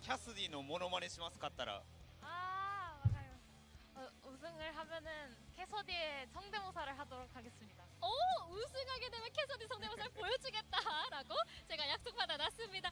자, 이렇게 오늘 한국에서 치러지는 경기인데 POTM까지 받은. Says, I'm gonna do the Cassidy voice. So he's maybe a voice line, or howdy partner kind of thing. Is Tayo half American? I think Tayo might be half American. Yep.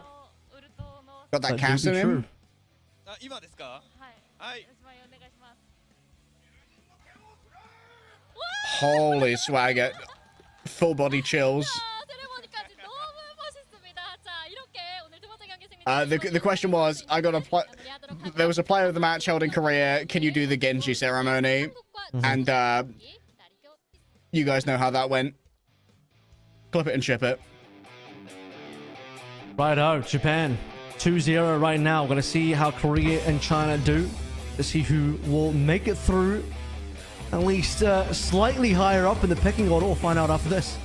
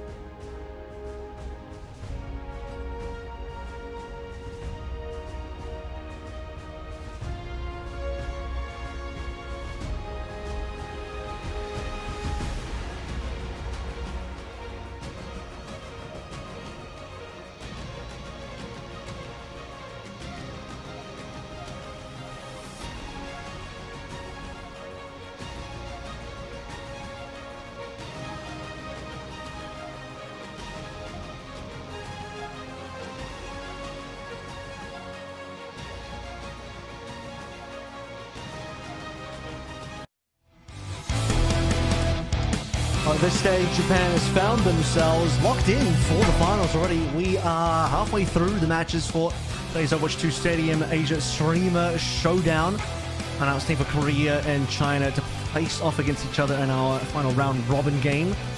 Scoreline currently sits at both Korea and China getting 1 round each off of Japan, and now this one's going to decide to see who at least gets that second seed. But I think we're basically going to get these 2 games back to back. We're going to get Korea versus China into another Korea versus China, because at this stage Japan is locked in first place so far.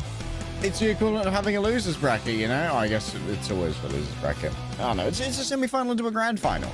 There's a second life here, so you've got to... There's going to be time... Yeah. There's going to be time to adapt, you know? It's Kalios. I know that guy. It's Kalios and Edison. Kalios from playing in OWCS Japan. Heard you through the grapevine. Somewhere. It's just Steady Eddie. glazed to me. He's so steady sitting in the back. True, bro is not going to fall off that chair anytime soon.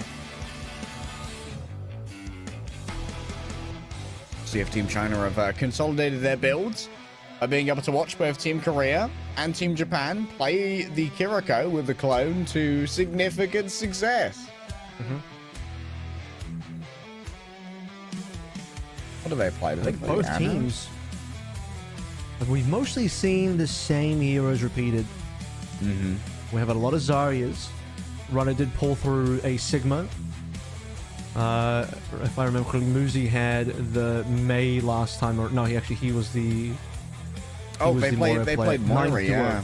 9 Duo was the Mei, and then Wolf was on Mei as well.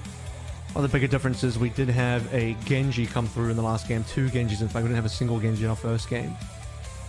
But we have had Lucio every single time, nearly Kiriko every single time, and we've at least seen 1 soldier so far per match. We've played 2 matches, both at least 1 soldier. Yeah, soldier's just such a versatile pick in Stadium. You can pivot into weapon power or ability power. Personally, weapon power merchant over here. I like when the gun go... Although, not a huge fan of chain gun. I think it's pretty unforgiving. In that the second you stop holding down M1, you lose all those stacks. I'd love for it to ramp down a little bit. So maybe avoid the chain gun and go down the tactical visor route instead. Double Helix, always lots of fun. See what Runner plays this time around. I think he's discovering that Zarya actually might be the tank of the day, but also kind of depends on what your team's playing around. I think it makes a lot of sense when you have a Genji. And you can just sort of perma bubble them. Looking at Ryan's build so far, he's mostly played a very supportive Zarya. Lots of bubble play. Ended the last match with 2 of the particle barrier perks just to beef up the bubble even more. I say perks, they're the epic items, and then one of the powers, the actual powers you get for free every second round out of the first. So, yeah, part of the reason why Tyro had a bit more of a pop-off there. You can just drop the bubbles on him and he gets to do whatever he wants. Yeah, like, it's... Team Japan's comp almost works a bit like an aircraft carrier, you know? Like, you just have that central nexus as Messiah. You send out your little fighter planes in the form of Finn and Tayo to go and wreak some havoc elsewhere. And then they come back to base and get their care there afterwards. Who would you say has done better so far between Korea and China versus Japan? They both did have the same scoreline at the end of the day versus Japan. I think that Korea did better, just in terms of being able to trade more frags. There was a round between Team China and Team Japan where the Kiriko clone got more final blows than Team China did. Which I think we definitely had Finn go more thick nasty in that China game than he did versus Korea. So there was. But to be fair, I think I might have been a build there. That being said, Ty was on cast that game rather, and not on the Genji. So let's head into our final round robin game. Only 20 seconds left until we kick this round off.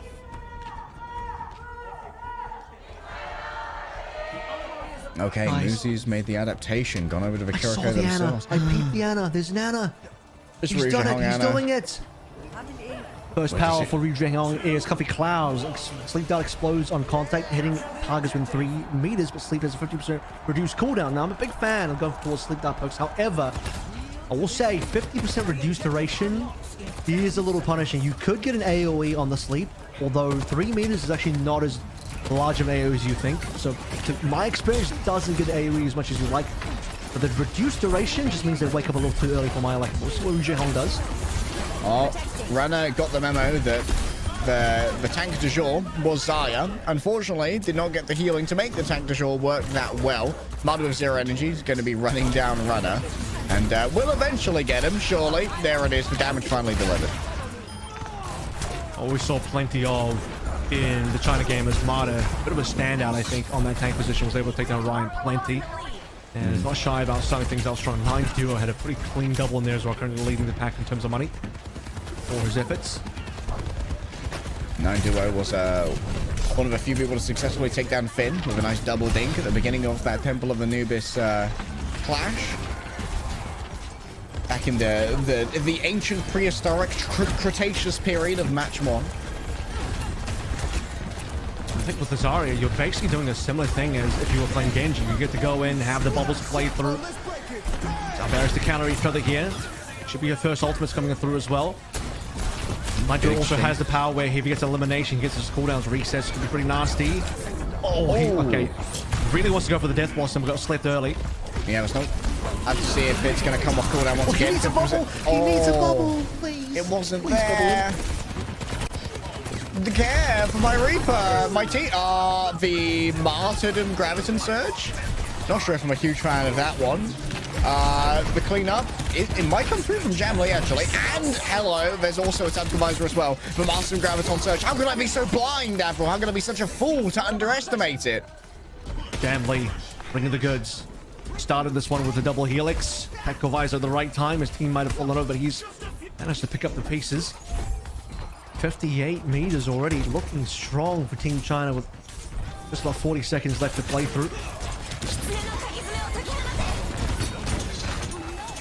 All right, Medal of Honor trying their best to ward away the Reaper. Oh, slicing and dicing into the Graviton Surge. It is an absolute sight to behold. Carves into the turducken of Overwatch heroes and comes away with a meaty pie. Yeah, looking like a nice little Huxhole cosplay there. From the death throws of Runner dropping in the Graviton Surge. Runner might have died for that one, but Medal of Honor will be able to get the cleanup. Few Korea competitive here, so they'll get their first meet in the last 10 seconds, but you know, in Stadium, it's always possible. There's not that much you have to push through, and the OT spawns can be pretty good for you. Medal of Honor down early though, it is not going to be useful. It will hurt. Oh, just like the good old days, watching Tobi peel for the ryujehong Ana. Unfortunately, not quite as successful as the good old days. The future is now, old man. And Tobi faces the Hellfire shotguns and can't stand up to the damage. Team China start off pretty strong. Yeah, I like the teamwork coming through from China there towards the end. Unfortunately, Tobi's sound barrier a little too slowly. It's actually both the Lucios picking up MVPs. I think as long as you don't have a lot of deaths and your stats are generally pretty good. Yeah. Pick up the MVP early, and both our Lucios probably just did a ton of healing. Making that passive income, you know, off the aura. But again, because your Lucios are the ones that have picked up the most money, I don't know how that's going to end up helping you in terms of build or early pop-up potential. Just peeping what ryujehong's got going on early as well. We already have the dash boots for jumping in midair will allow you to dash a short distance, maybe feeling a little bit of pressure. And then I believe we also have proto projectiles as well, which is one of my favorites. Unscoped projectiles are 100% larger. So now he's going to be able to dash away and also be able to no scope a little bit easier. I think being able to no scope with this is where certain powers are really good. No scope needed power, which when you land an unscoped shot, which is either damage or healing, you get attack speed. Stack up to 3 times, you get a 30% attack speed off that. So that's a nice combo. But he started off with sleeping, a little comfy cloud power instead, but should be a little bit harder to kill now, ryujehong. I could use a comfy cloud. Maybe we all could. Trying times require cloudy solutions. At least that's what SRP check usually seem to think. MADA are getting it nice, close, and personal here. But they aren't really welcome in this close range. And going up against the Reaper Zaya this close, it's unideal. ryujehong is going to be chased down here. However, the hop, the secondary hop, the escape's no good. He chases him down. No, my hopper. I also do like that Muzi's learned very quickly. It's like, you know what, maybe the Kiriko is broken. I will play it myself. He ended up picking up Cyclist Gloves for this round already. The one that allows you to get 20% extra attack speed when you use an ability. And clones should be coming on through at some point as well, just to make things extra wild. Lots of bounties. Now Like he's already got the clones. He actually picked that power up already, so... Yeah, first power. All the size under pressure. Runner's just getting run down in the midst of all of this by the Reaper. I guess this was the adaptation. We saw 9-2 move over from the Mei onto the Reaper, thinking, you know what, if Zaya's going to be the tank du jour, then I guess that I will just get rid of him.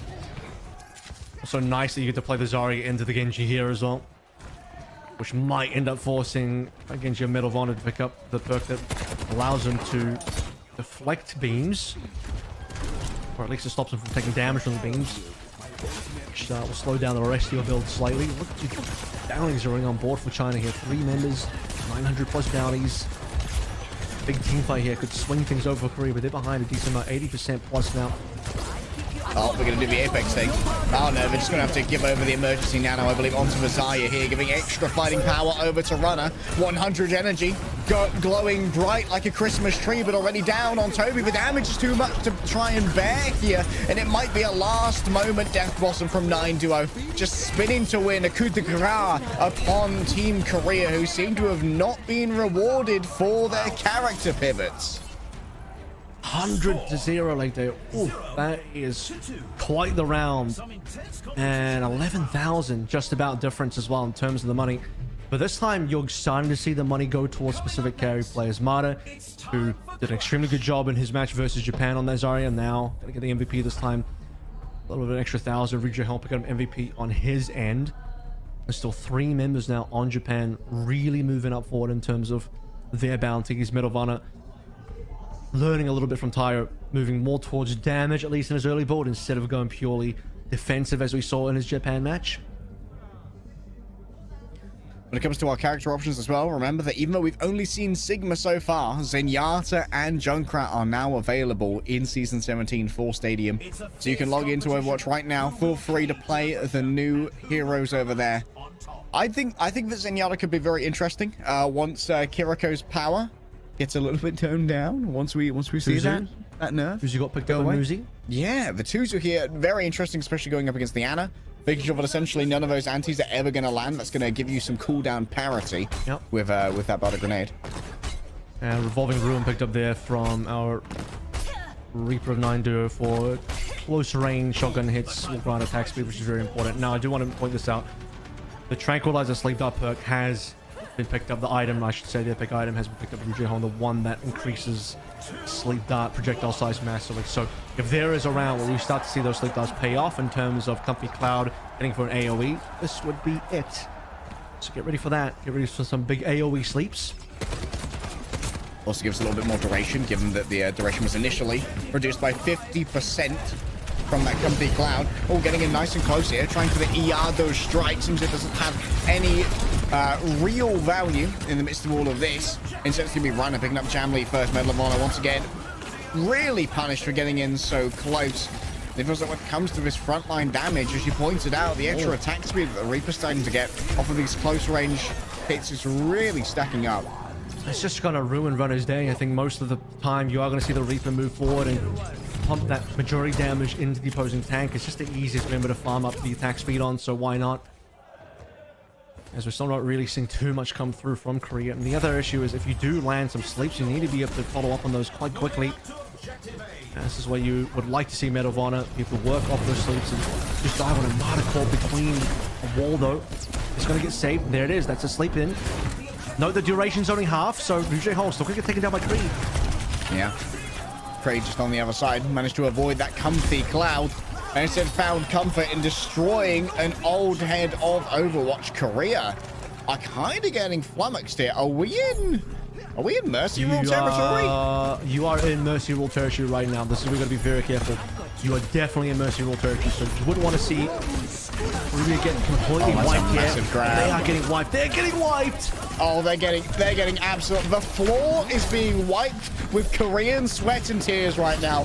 It's a rarity in Overwatch, but it seems to be the tough reality we're facing. Team China have risen up. They've made the adaptations. They've discovered the power of the Kiriko clone, and Korea have just been mercy ruled. Oh boy. Oh my goodness. Here's the good news though. Here is the good news. We're basically going to repeat this match again for our semi-final. And don't Korea need it. This has been a bit of a wake-up call and a lesson learned for Team Korea as they got mercy ruled, finding out that the combination of the Reaper and Zarya is quite the stronger. But I actually think Korea did a ton of a impact in this particular game. I was watching the dude kind of show up in the kill feed all the time, following up on kills, getting deep, and specifically running at ryujehong. ryujehong was landing sleep darts onto a lot of members. I saw one onto 9 Duo, but might have wanted to drop onto the Creed instead. 9 Duo on the Reaper is going to end up picking play up of the match, swapping up towards the Reaper and kind of just ruining Runner's day on Zarya. Yeah, I mean, turns out if you're going to have the tank de jour be Reaper, or the tank de jour be Zarya, if you're not building into that armor, Reaper does just slice through her so quickly. And honestly, I mean, I hate to be an Ana hater. I don't want to disrespect the Elders of Honor, the pantheon that ryujehong has there, but feels like Kiriko and her clone are just too strong to leave on the table right now. I'll send ryujehong my build. I'll let him know. Yeah, let him know, man. Let him know. I'll let him know how to perfect that one. But no, I think the team play here from China is a bit of a difference maker. We saw that they were able to, at least in the earlier rounds in that Japan game, string together some decent team fight wins. Really, the game got away from them in the later rounds when Finn just got a little bit too strong. They didn't have the capability to shut them down. But in the earlier rounds, China looked good here. Getting that snowball early. Really running to ryujehong, who, by the way, despite picking up the jumping perk that lets him sort of Hanzo hop away, still kind of felt like he was under mad pressure. So part of the reason why Kuntra might have been a better look, not only the damage and maybe the OP clone build, but just the fact that you can live. Much harder to kill when you can just TP away and Suzu yourself, etc. Turns out as well, if someone dives you and suddenly you can create a 2v1, that could be a little bit of an advantage. Anna's got no such capacity to 2v1, and it's really taxing Tobi's bandwidth as well. Should we do our interview here? Our player of the match, 9 Duo.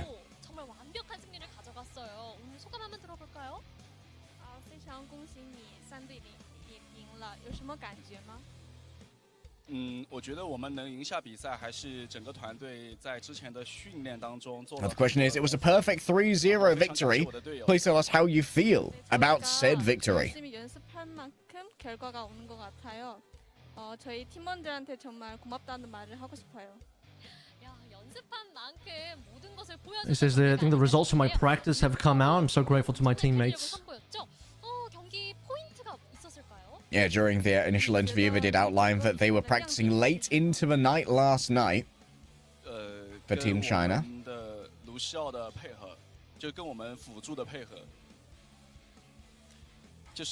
Next question is, you showed a good game on Reaper. What do you think about today's game? I guess how Reaper did in comparison to 9duo's previous outing on the May. Members mentions that it really comes down to the teamwork. He did also specifically say it was teamwork with the Lucio as well, spinning him in. I forgot you've got a little bit of the Mandarin knowledge. Next question is, I heard you prepared hard and went to eat samgyeopsal? How was it? I'm very sorry for trying to pronounce that dish. That's pork belly. Ooh.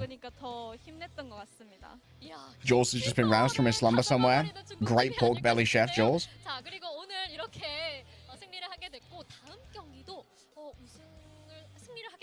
Says I felt even stronger when I ate it with kimchi. Ooh. 下一场比赛如果也赢了的话，很有可能 Great time because I actually had K barbecue last night too. Damn, did you go out or have it brought to I you? was on that level. 开始就非常相信我们的队友，所以我觉得我们还是 Win the next game, you'll be crowned champion. How are you feeling about that? 네, 저희는 우선 매우 자신이 있고요. 팀원들과 함께 That does seem like that seems slightly inaccurate. I believe they do have to play Korea again, and then if they win, they have to play Japan. 다음 경기로 다시 돌아올게요. Because I'm confident I can win, and I believe I can do it. All right, semi-finals. It will be a rematch between Korea and China coming up next. Don't go anywhere. Get your drops right here.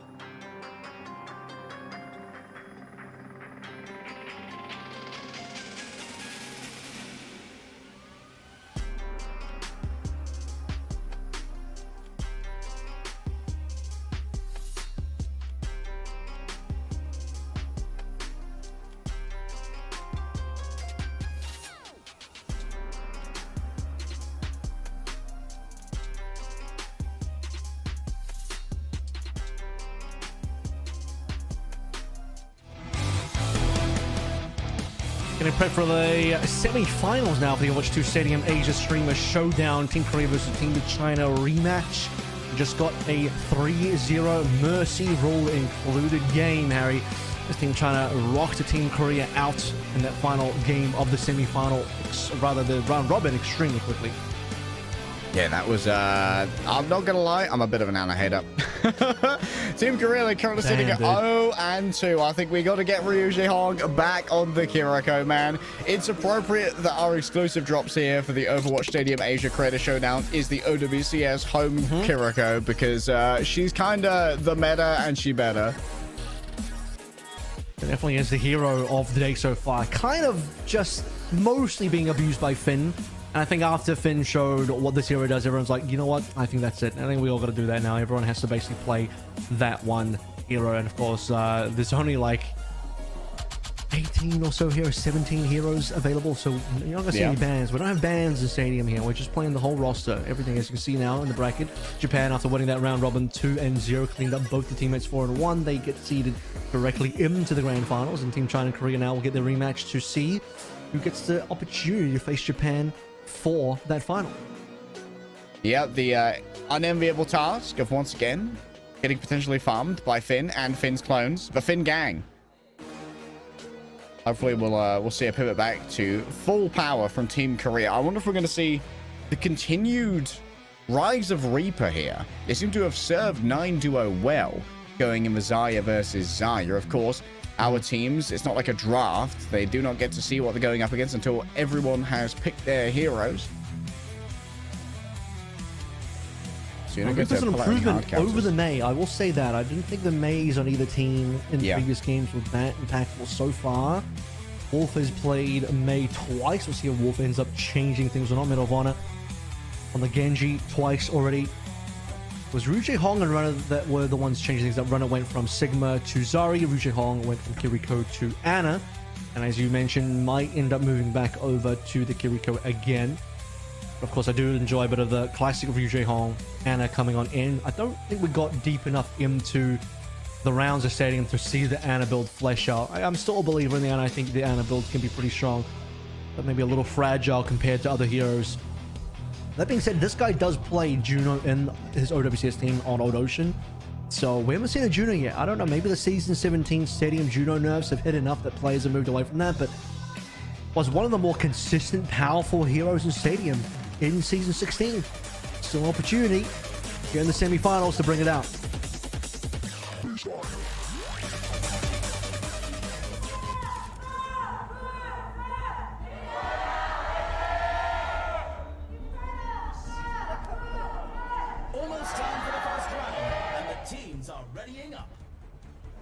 Well, here we go.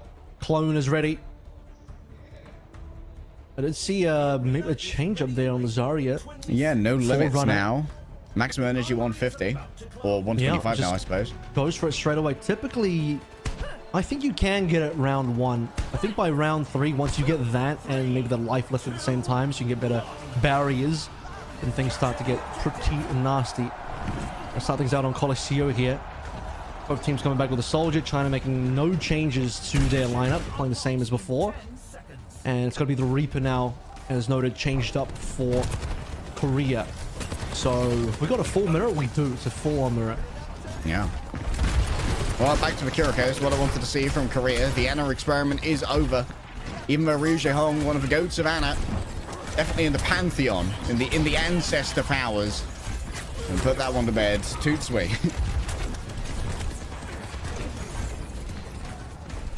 China has been very good in these early skirmishes. And Japan, rather Korea. Japan's still waiting in the next game. Korea's a lot more prepared. It's going to be Runner just getting run down, though. I just caught by a speed boost. Bubble being used a little bit earlier on, and as you said, the speed boost from Creed pushing China into the lead. They already managed to get themselves a meter. They'll be able to push even further in the meterage. You've been around as long as we have and as Creed has. Is it going from miraculous youngster to miraculous boomer?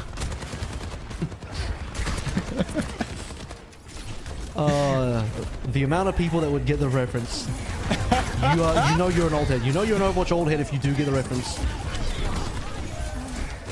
Yeah, if you get that one, you got your little medal. You know, you got your Overwatch League badge, and chat already caught up in the grab. Kitsune rush in to try and save everyone.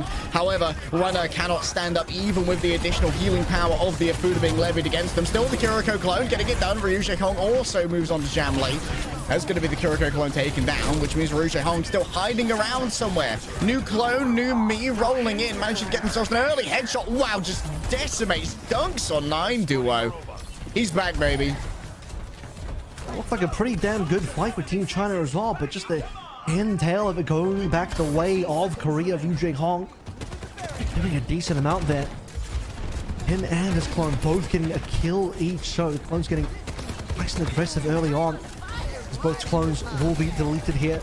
30k net worth versus 28.5 or 28.6 now. Wolf on the back lines. Oh, Runner once again the primary target. It feels like constantly getting bullied. Look at the fire rate here for 9 duo. Just building up so quickly. Can tear through everybody, and Korea didn't really manage to convert that one fight into too much mid-range because they had to run all the way back. Yeah, Wolf tried to go for the backstab Death Blossom, but while his team was already getting taken down, you start to see the combo in the front line. Zari getting the bubble on from MADA to 9 duo for his own successful Death Blossom, wiping out Korea. And Creed then shutting down Wolf's attempt at a flanking Death Blossom. Runner already in potential trouble here as we're starting to run out of time as the OT hitting. Alright, overtime should be easily grabbed here by Runner. Has a little bit of staying power already. Has used the bubble though onto Wolf, which is not going to be able to try and sustain themselves. It's a very important duel here on the outside. Nondo is just going to move away from it for now. I might have heard the YamatoN surge come out. Not too sure. Kiriko's clone falls down to Wolf in the midst of all of this. And Creed says it's time to go right now. Has eyes onto Runner. They just want to try and take down Visaya. And so too everybody else is put into the YamatoN surge. MADA looking absolutely brutal as they roll out to round 1. Should be an MVP as well. Wouldn't be surprised. It's another MADA MVP. Tobi will get it once more on his team, but as noted, maybe not the most ideal member. You know, would like to see a carry hero get that MVP for the extra 1,000 stadium cash. As we'll peep over to see what MADA's build ends up looking like. 3 members, by the way, in China looking like they'll have the bounties, which is a lot to play through. So, oh boy, Avril, purple circle with an icon in it. Let's look this one up. Of all the purple circles with a head inside, that is my favorite one. Ooh, oh yeah, this is 15% ability power and ability damage and healing grants 20% more ultimate charge. Very important for Elucio. Might see a pivot into that sound barrier damage. Muzi's already got the attack speed perk item, I should say, online for Kiriko. Cyclist gloves, when using the ability, gain 20% attack speed for 3 seconds. Very cheap and extremely economical that you can basically have a lot of uptime on that. Especially once your cooldowns start to get low. TPN, 20% attack speed. I mean, for 5,000 cash, it's probably one of the best items you can get early on for Snowball, which is like what we're trying to do here. 3 members with bounties on board. Opportunity to catch up now for Korea once they shut them down. Oh, Runner doesn't even have 10k yet. Have an absolute mare. I do feel like I agree with your earlier assessment that the 150 energy perk might be a little early. Building up towards that 150 energy seems to have been mostly avoided thus far by China. Being very disciplined with how they're interacting with these bubbles. 9 duo taken out early by Tobi. Getting aggressive. We were talking in the break and you were espousing the value of the aggressive Lucio. Still going to be Wolf punished though, unfortunately. So Korea will have to get control of point for the time being, but it doesn't look like they'll have to do much of a good time to try and win it out. Jamlee on the off angle. It's going to be the clones taking each other down. Uncontested here. Jamlee might just be able to do enough damage to be able to finish this off, but he hasn't been able to. That's going to start. Bounties will be picked up now. Muzi's lost his bounty. Support line for China gone. At least Jamlee's managed to get away, you would imagine. That's going to be 1 bounty kept up. I mean, Jamlee's Mr. Consistent on that angle, right? But it feels like doesn't really have that much burst potential. Kind of feeds over quite a bit of additional ultimate charge to the aura healing. Hello, ryujehong's looking a little bit nasty with it. Won't be able to get MADA on disengage. Gets into cover rather well with that right click. Ilvano showing a little bit better consistency on the Soldier compared to where he was in the Genji before. This is Korea's opportunity now. I'd like to see them be to bounce back. You wouldn't want to see another Mercy rule being implemented. Oh, it's a Nine duo. Nice one. Great bait, mate. 8 out of 8 for 9 duo. That's the real Tobi. 9 out of 8 even. 9 duo continues to just run them on down. Going up after runner here. Plenty of energy, but not enough staying power. The heals aren't there. Good retake by China. Now 1,125 for Jamlee's bounty, and leading that money net worth is still going to be MADA, who is, mind you, 5k ahead of runner, who you noted didn't even have 10k to his name walking into the second round. He's going to have to catch up to start dealing damage. Oh, that's a nasty solo grab. Oh, the headstock shots just stack up so easily on those trapped members. Jamlee easily able to try and follow this one up. The point's about to open. Ryujehong with 2. Hello, the GOAT is back. He's a lunatic, and his kill count is so high, but unfortunately so too is his death count. MADA manages to grab that one. Touching Kira is going to be a real chore for Korea. Oh, they might be able to get him with Tobi at least. The rest of his team, unfortunately, running away. Tried to fit that one in there. All grabbing MADA early. Could be everything. Trying to turn it around here with the Death Force, and Mando takes out both of the Zayas. No one's on the point. Oh, China. They are absolutely decimating right now. The team play looks real good. The isolation onto runner as well. It feels like runner's not getting nearly as much help. It's another Tobi MVP. MADA is just getting really high up in terms of the money onto one of your main damage dealers.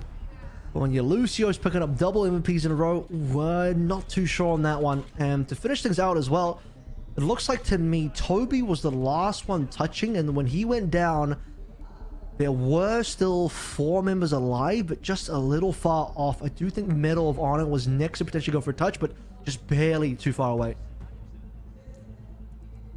Okay, life lift coming in, 50% particle barrier size.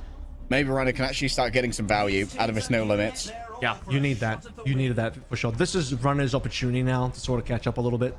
I believe he's got the extra range on the left click there as well, whereas MADA's gone more for he's got the lifesteal power plus the right click mini grab, as noted. Yeah. And Tuzu for Muzi. Neither Zai building into ability energy, interestingly, which means their barriers aren't getting bulkier. Which I think might be a little bit of a mistake for runner. Do you know that we have a little bit of a deviation on where the Reapers are going? 9 Duo has gone for Strangle Step, which allows him to cast Shadow Step super quickly. Whereas for Wolf, he went for Wraith Renewal, which allows him to heal during Wraith form. Doubles into 50% life, which, you know, the real difference here is how defensively are you building versus offensively. I really like to see offensive building, so China is leaning a little bit heavy in that direction. However, runner is trying to do his best in terms of building offense right now, which I respect a lot. All right, big bubble. Not going to be too many shots going its way there. Remember, with little ability power, there's not much staying power for that bubble. It only blocks for base like 200, 250 damage and doesn't convert it into that much energy. Still, they're coming up rather quick. 9 Duo wins out the Reaper duel. And it's just early supremacy here for Team China. They just get in and they have so much damage behind them because of how built their Reaper is. Yeah, like a good 5k ahead right now. Creed onto Tobi as well for the cleanup. Muzi was the only one falling for China.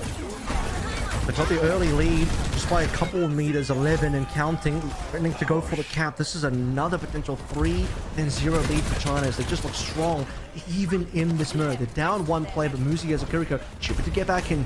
Runner's isolated. He's going to go down here super easily.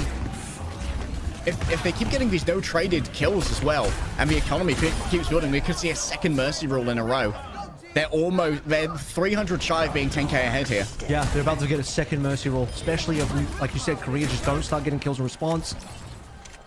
We're about 100 away now. One more good kill for China will put them within mercy rule contention. It's a survival mode now for Korea to try to prevent that. Ryujehong really feeling the pressure of 9 Duo on that off angle. Kiriko clone falls down. Get another bait. Keeps happening to me. Don't know why. 9 Duo. Fresh duel has now been bought in. That's going to be Wolf on the other side. Has himself a death blossom. However, the solo grab onto runner again, continuously isolating Visaya and just pumping headshots into them. Making sure you can never build up that 120 energy, but so brutal to try and deal with. There are no trades here, Apple. The economic back gap is continuing to get wider and wider. We might see 2 mercy rules on Team Korea in a row. Yeah, Katsune rushed the only thing to save Korea, but he needs teammates. Ryujehong can't do it on his own. He's been good good for a couple of kills in the past. Katsuna Rush now being played through from Muzi. Run is down again. Run is consistently down. I think it's over. 9 duo picks up a duo of his own. Wolf gets nothing off the back of the Death Blossom. The ability power just is not there. The kills are not there. The space, the time, the second chances. They run low for Korea in the brand new game mode, the brand new design. Maybe the old heads just don't have the adaptation that they needed, but China is coming out supreme. The adaptation onto the Reaper has been everything. And for the second time, they get a mercy rule on Team Korea. Team China looking strong back-to-back versus Korea. They fell down to Japan 1-4, and I asked, who looked better against Japan? Was it Korea or was it China? And I do agree that in their games against Japan, Korea, particularly in the later rounds, it looked stronger. But China, the teamwork was available in the earlier rounds before Finn started to level away from them. China has some pretty good looks, and now China seemingly finding their stride, finding the composition that works for them. Off the back of the Zarya Reaper, has moved into a strong position and a strong look. But guess what? Japan has been lying awake for 2 matches in a row, watching and waiting, seeing the development of China and how they progressed. This Reaper look now is gonna be where China might lock in against Japan for the final. Play the match going the way of MADA in that very defining Zarya that he's played every single game now to quite good success, even when they lost versus Japan. Yeah, great stuff coming through. MADA really is playing kind of like an opposite Zarya to what we're seeing from Ryan over on Team Japan, right? Which is a very supportive Zarya, mostly hanging back, not taxing the heals, allowing Tayo and Finn to do some very aggressive plays. Meanwhile, MADA just getting in there, going for the solo grab. It kind of feels like MADA is playing to just be the alpha tank.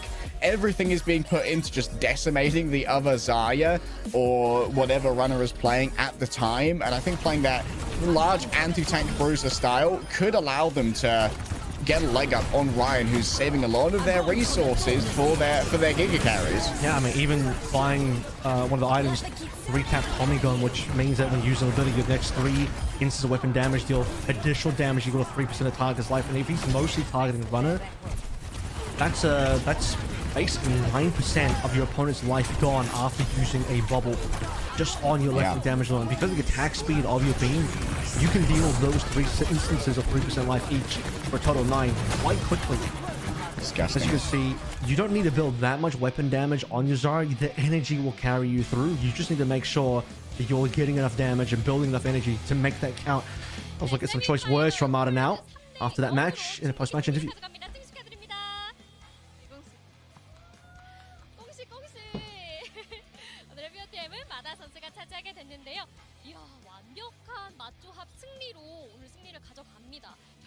Of course, opening up with the congratulations on the victory for MADA. 赢了这场比赛，有什么感想吗？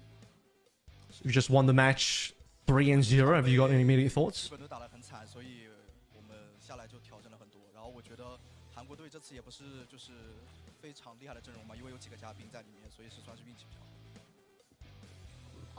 우선 일본 팀에게 져서 그래서 더욱 열심히 한 것 같고요. 한국 팀도 너무 잘하셔서 그렇게 쉽게 이긴 경기는 아니었던 것 같습니다. 쉽게 이긴 경기는 아니었지만 정말 최선을 다했다라고 말씀드려봤습니다. 완급 조절이 완벽한 Response here from MADA.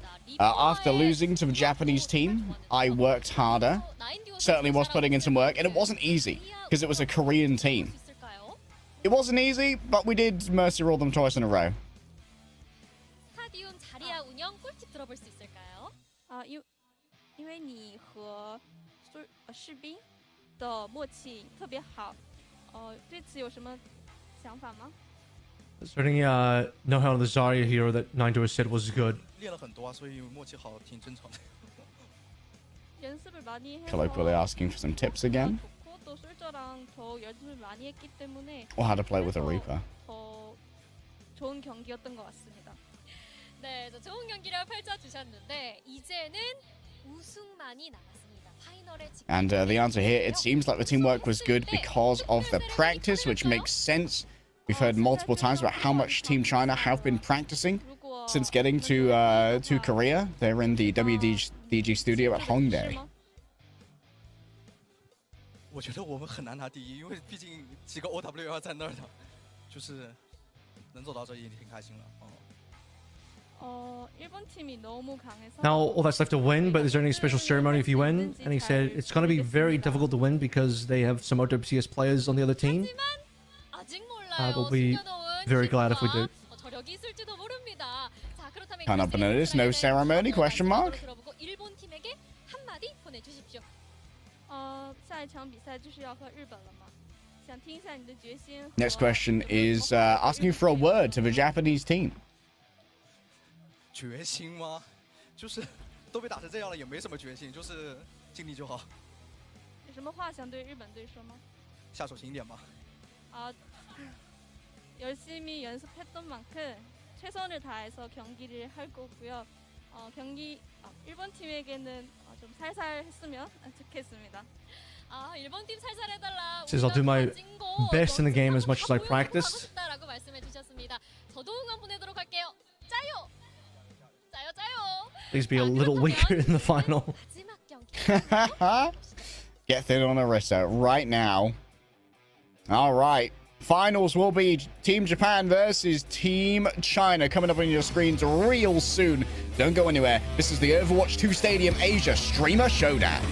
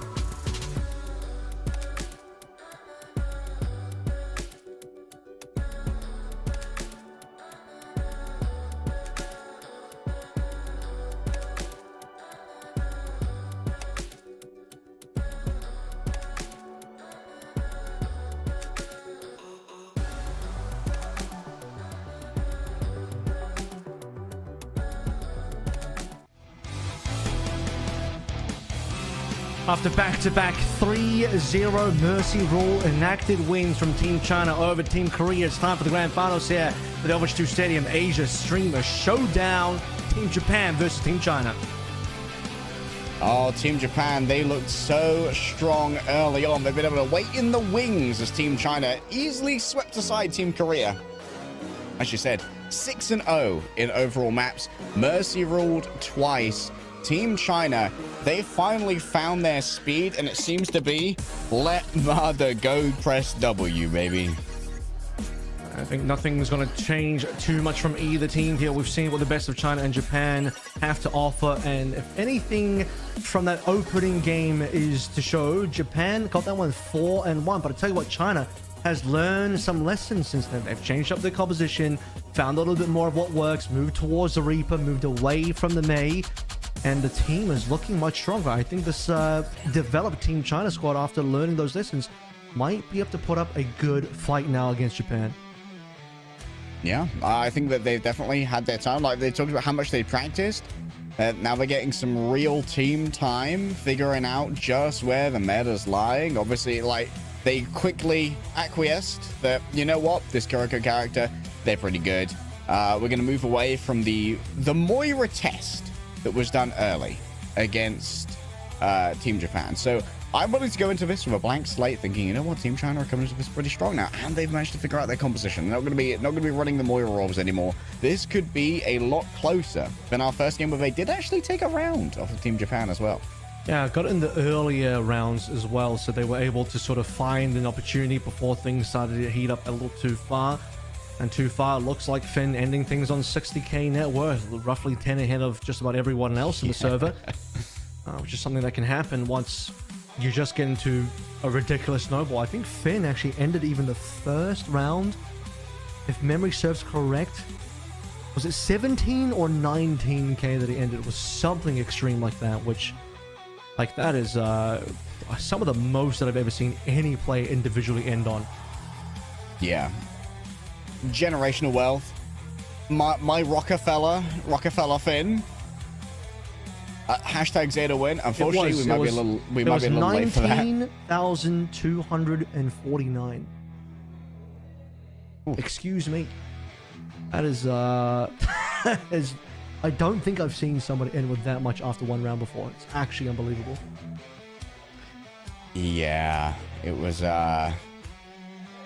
oh wow, that Finn art goes crazy. Big fan of that.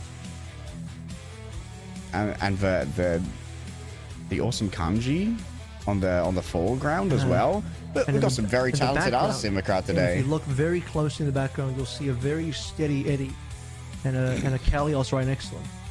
He's so steady. Well, I'm charmed. Finn, I do believe it's actually named after the Adventure Time character from the. I believe so, actually. Yeah. The brief lore. I think that was alluded to in some San Francisco shop content back in the day. So paying some homage to that. A lot of Finn fans. Obviously, during the interviews we did here, that a lot of the Team Korea fans were cheering for Team Japan on account of Finn, I believe, being half Korean, half Japanese. That's like the stream in Japanese, of course. And he's on a Japanese org for OWC as Zeta Division, as with the premier Japanese organizations in esports, generally speaking. We'll be excited to see how things move for Team Japan in terms of where their comp goes. Does Tai end up playing the cast here? Is going to move towards the Genji again. The Genji look was actually pretty damn strong.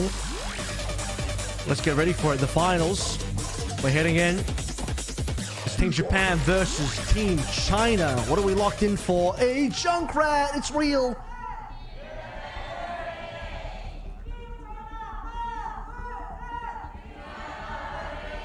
Oh, the Junkrat, it's real. And live in game right now, if you want to go and give it a go, I guess just go big weapon power. Let me quickly check what that power do. Yeah, what that power do? Frag launch has a 25% chance of launch and extra projectile that deals 66% reduced damage. A Gamba mechanic. Spam. Kinda. Nico loves a Gamba. It does throw in a lot of it's a raw DPS increase. You do enjoy those? Yeah. Jamlee going down the soldier biotic field route.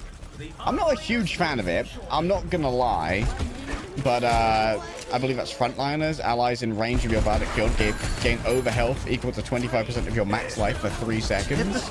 Typically he's actually gone for the double helix start, so that's interesting he hasn't done that this time around, but Nico's here to have a full bit of fun. I will remind everyone that this is just a single game. We're not playing a best of 3 or anything. You win this, you win. So Nico's going to really try and make the Junkrat work for this one. This could be a little bit of struggle. China is not changing anything in terms of their compositions, just keeping it nice and simple. Players move back over towards the cast. No Genji, but it's really Finn, the big carry that we saw from the first game. In fact, every single game is the one to watch.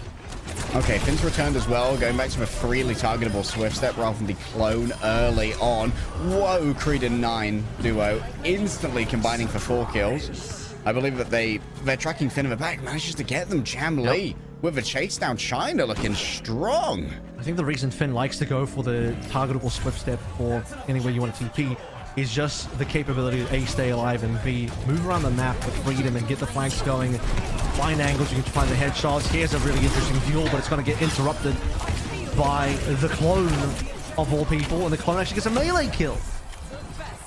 That's a rarity. Also, next time you see Tayo on your screen, check out the classic magenta crosshair. From the times long past, it was forged from Mithril in the dwarven caverns of Minas Tirith. Or rather, of Khazad-dûm, pardon me. Minas Tirith's actually in Gondor. You saved yourself there. Don't worry. Lord of the Rings fans. The Tolkien hands won't come to your head just yet. I will be putting out a protracted apology. He's about to win it. They got it. I think they got it. Barely. No, there's a touch. There isn't. Finn just too late to get in there. A grab on the high ground to prevent anyone from moving in. We got a first round going the way of China. That will certainly slow down any sort of momentum for not just Japan overall, but notably for Finn, who went down a couple times there. In fact, didn't even get the player of the match, the MVP, I should say, was Nico. I think MVPs typically get awarded based on stats, could be on KD, but Nico would have been able to, off the back of just spamming, particularly with that power that gives you extra RNG grenades, the most damage. I mean, let's also think about what Nico playing Junkrat does to the overall game plan for China, which is MADA go W, and how are you ever not going to have full energy as a Zarya going up against a Junkrat in Stadium? You are never going to be missing out on that. Already a full set of items for MADA has brought up a collection of greens. You might even want to consider the energy perk early now, the one that gives you up to 125, considering you're probably going to get a lot of energy. The downside is you're likely to get your shield broken more often than you'd like, but you're going to deal a lot of damage, so there is that. Well, 61.8 versus 55k, so cheeky little nearly 7k difference here with 3 bounties on board. Lots to be earned here. Notably, this is actually the, I believe this was the map that got taken off of Japan last time when Japan managed to pick up their 1.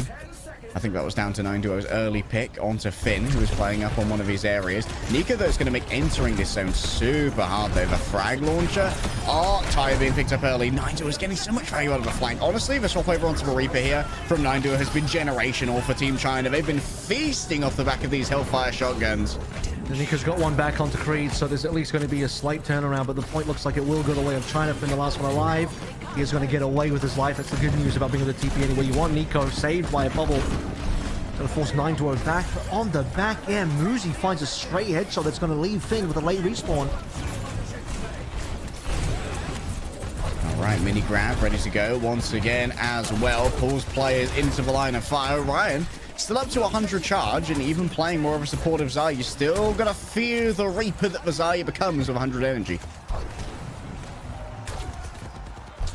Let's see how the builds diverge in our third round, but MADA and Ryan, at least for the time being, have basically the same build to begin with. MADA going down here will cause some problems. Tank advantage going the way of Japan. I believe that will also be a bounty picked up.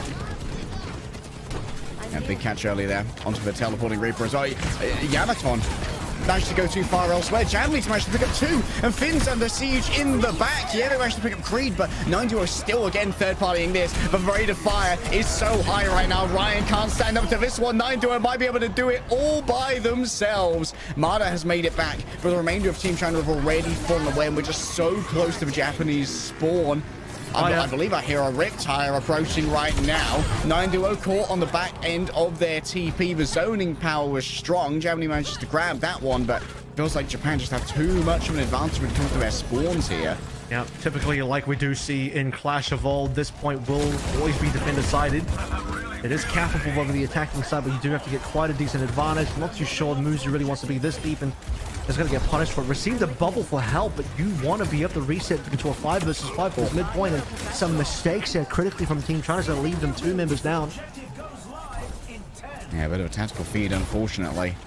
Too far forward, unable to get a clean disengage, and now you are having to siege into the Junkrat. Trying to get through these chokes against that frag launcher can be so difficult. 9duo hops on in, ready to go, with so much overwhelming force, though. An attempt to maybe try and force an Ajax. Bubble comes through to make sure that their Blossom gets its value. Rolling forward, Finn super low. Right clicks here from Tayo. Look at that crosshair. It's an absolute flashbang of pink. My eyes are going to be stained for a generation. But China are leaving a blood stain on the floor that was previously Team Japan, and they grabbed themselves a 2-0. And a lead as well, not just a 2-0, but a situation that didn't really find themselves in the opening Japan match. Maybe Japan evening things out a little bit by changing their composition to, I respect it, make it a little bit more fun. He is putting themselves into a very warmed up and a very reinvigorated China squad that's found themselves a nice combination of heroes. Let's see where these builds develop now. It's going to be Big Bang for Nico, picked up with his secondary power. Frag launcher shot bounces, projectile size increased by 33%, which works well. The 2 frag, 2 furious, because the extra 25% additional frags will also have their, after bouncing, of course, projectile size increased. Yeah, that's highly valuable. I'm looking to see where MADA pivots with their second here. As we said before, the 150 energy, or even the piercing beam could be pretty good. We're going to go for a pre-workout. Okay, so a lot more staying power for MADA. This means you gain weapon lifesteal and ability lifesteal, which isn't quite as relevant. But you gain weapon lifesteal up to 15% of your energy. And given that MADA's kind of building into their weapon power a little bit here, already has the Phasmic Flux for great overall survivability, it's going to be very difficult to try and take down a high energy Zarya. They're just going to be healing so much from their own primary fire. Muzi went for epic item to increase healing of Fuda speed 100%. Creed already coming through with Jamlee on. Actually, 3 of them went for Phantasmal Flux. The Zarya of MADA included.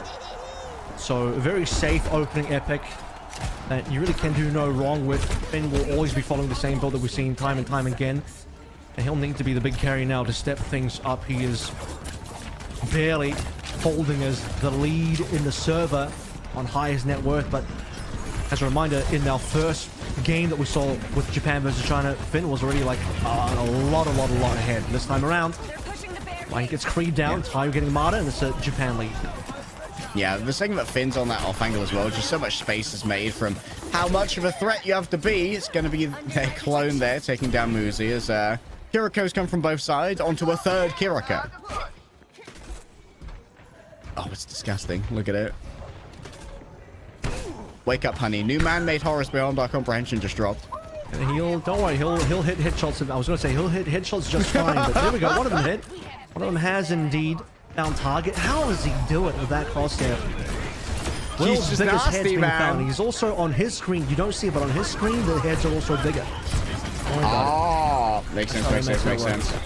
However, 2 supports in their face, going up against the Kiriko. Yeah, he's got a pretty big head himself, I'm not going to lie about that one. Muzi disengages, summons a brand new clone to add to the collection, and now it's time for MADA to roll on forward. 80 energy, a Graviton surge. Oh, it's the same thing again. You are learning what Runner learned so painfully.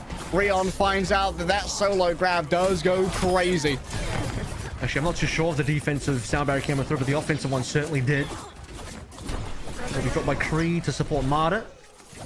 Now, I'll figure out when YamatoN's POV comes back if that ends up being used or not. Might not even have it, actually. But Finn taken down a clone early enough. A couple flankers. Nope, it's actually just Finn with his clone flanking, causing a few problems in the back line. Finn's lost the Kiriko economy lead as well, which might be very interesting here. Oh, Finn. You can't do it to him, Finn. This again? It feels like this happens every single time. Bro's just so devious. He's getting his licks in. Free push on the cart. And this was with essentially a wild fight coming from China as well. Here comes the cavalry. Oh, he snuck in so many extra meters. And look, how do you even punish him right now? They try and find it, but they just can't. It's so difficult. And despite China kind of winning that fight, they're going to get no progress out of that one. So it's just sneaky business, but playing the objective for Finn is what will get you the win. All right, 9 Duo doing their best to play rear guard on the bot here. Oh, that's a nasty flashbang. Cannot fade out of that one. The Wraith Walk, it does nothing. MADA's got no HP to try and survive this one. China falling apart at the seams when faced with the magenta crosshair of doom. Now, this is where things are getting a little wild. Time's going to run out here. One final push to come on in. There won't be a touch. Just too far away for the respawns as Tayo cleaned everybody up. Japan bounces back. We knew this one was going to get more interesting. It already got interesting given that China had that 2-0 to start with, which is something they didn't get first time around versus Japan. Time to face off in control. Yeah, seemed like getting that second perk, getting the clone on deck. That's the spike for Finn, who is only 200 ahead in terms of stadium cash from their counterpart. But YamatoN managed to walk away there with the MVP. So they're going to be getting a little bit of a bump in the stadium cash. We've outlined before that we're not huge fans of Lucio getting the MVP. Usually you want to get that extra cash on a more carry-worthy hero. Maybe a conduit picked up for Finn here, the second purple item. Prevent 15% of incoming damage instead of take that prevented damage over 3 seconds. So going a little bit defensive here. Typically, I think we see Finn play a lot more offensive. Ammo being picked up there, you can see, for Nico's Junkrat. And the other side, starting to see a lot more utility for the side of Muzi. Creed's on double purples here at the moment. And the new one, I believe, was the Miracle Fusion Drive. Using the ability to restore 50 armor or shields over 2 seconds. So, one more defensive ones coming on through. Finn's now starting to get away with this. You can start to see based on the money. At 31.2. Muzi's done a lot, though, on the other side, mind you. Yeah. Muzi's playing it a lot more conservative, you know. Doesn't have the free-forming teleport with the Swift Step. Instead, just sticking to the team. Still has the clone, but also has the Tuzu. Try and do a little bit more peeling. What? Oh, that's only a Kiri. I got again, Avril. Curses. Drat. Won't be the last one. I think there'll be one more for you here. There we go. Another Kiriko clone down. I'm doing my best to catch up. Clone and clone action next up. And then another clone. Oh boy. My actual kill feed pollution. Can we get the EPA on this? Local laws, maybe an ordinance? All right, running them down with the soldier. Jamlee getting involved there. That was yet another Kiriko clone, by the way. And MADA just doing their best to survive here against Rion. Gets up to 73 energy, which is not bad heading into the next fight. Got a lot of ult charge, though. That's the thing. We're going to see a potentially quite quick grab coming on through, which he is not afraid to just kind of pull out into the opposing Zarya. The clone spam is keeping things interesting here in terms of targets for China to shoot. Yep, still got that practice range going. It's a practice range just like Smack though. That's a big grab. Oh my goodness. MADA delivers on that one, and the Muzi's there with the cleanup. Nasty stuff. This is the Zarya carry we were talking about. This is what got Team Korea double mercied. Yeah, that is the thing as well. Previously for Japan, Ryan was not quite on the carry side of the Zarya. Even in that Japan versus China game, Ryan falling waywardly to the power that MADA was able to bring in the Zarya mirror. You can see the difference is about 6k in net worth between MADA and Ryan, but much more, it is the power of Tayo and Finn. Ryan's down early. YamatoN doesn't quite get a save. Yeah, can be saved by that Sam Barry and Nico has no idea but the Reaper is here.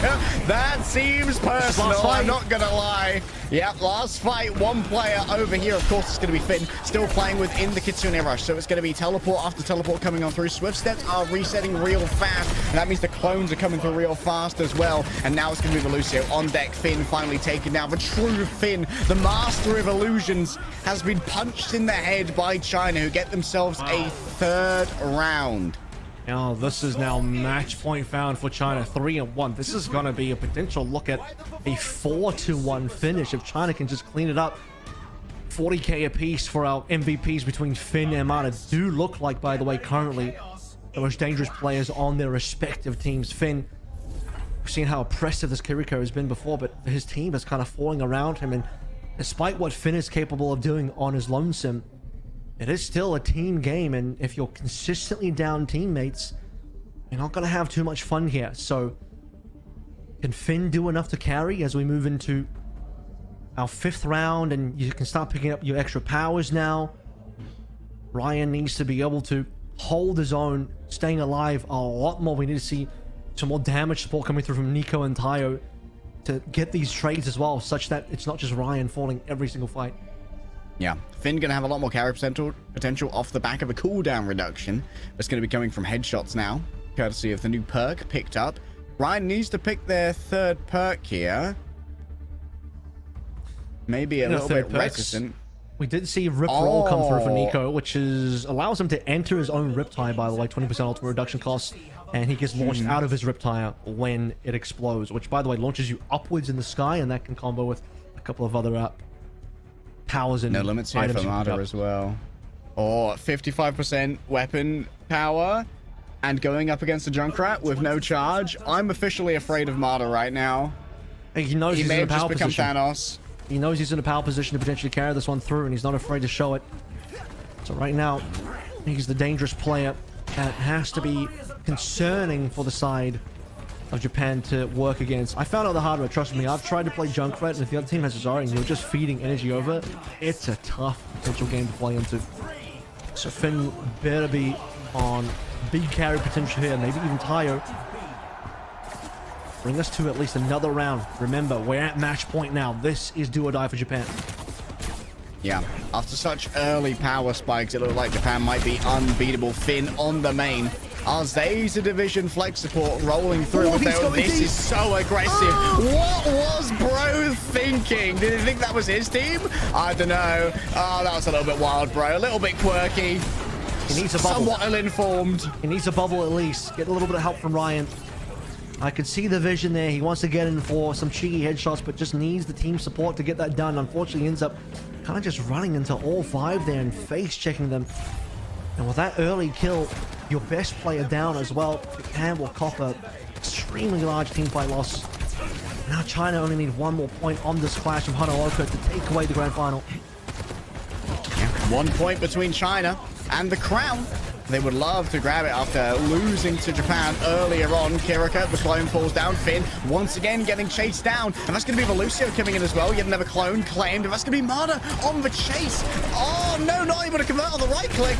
Oh, the phone, the hammer doesn't get it done. That's going to be a quick bubble coming through still. Tayo falls on down. And it seems like China, they are just absolutely domineering this point right now. A retake coming through. Sam Barry met by Sam Barry. The second one going the way of China. Overwhelmed here is Ryan. MADA just has so much energy to work with. That's going to be a personal Riptide delivered. Nico got the main target, yes, but China still have 4 players to try and work with, and no one from Japan can touch. That's going to be China claiming the event. My goodness, they actually done it. Japan got caught napping. They changed things up a little bit. Had a little bit of a break as they waited for the back-to-back Team China versus Team Korea matches, and using that time, China warmed up, the engines ready to go. Tires hot as they get into pole position to finish us out 4-1. Look, Japan had their own 4-1 twice in a row. They looked unbeatable. Finn was looking like he was going to be the MVP of the entire show today. Team China really brought that back with force. Man, they got 2-0 to start things out with, and only a single round in response from Korea in the final. Unbelievable. Like, the adaptation just went great. 9-duo got some really big value on the Reaper in so many of those matches as well, but what a superstar MADA was. I mean, to be fair, sometimes you get a little bit of an assist from your enemy picking Junkrat, so thanks for that one. And 9-duo is going to be walking away with our player of the match here. That's acceptable. Like, 9-duo was getting a lot done. Like, we had a bunch of clutches on the Reaper as well. I believe we almost saw an entire 5k towards the end of a Temple of Anubis.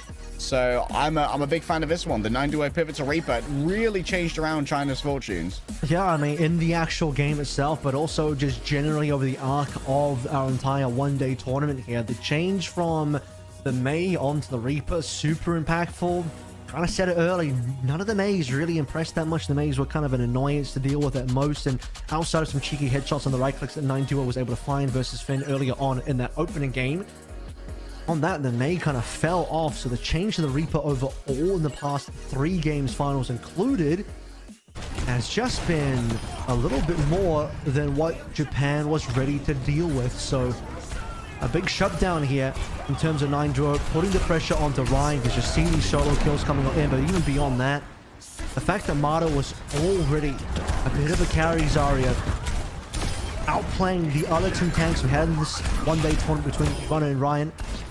I think you pair that with bubbles on a Reaper, and the Reaper putting extra pressure on the Zarya, and you just have a huge tank gap being created that China can then take advantage of.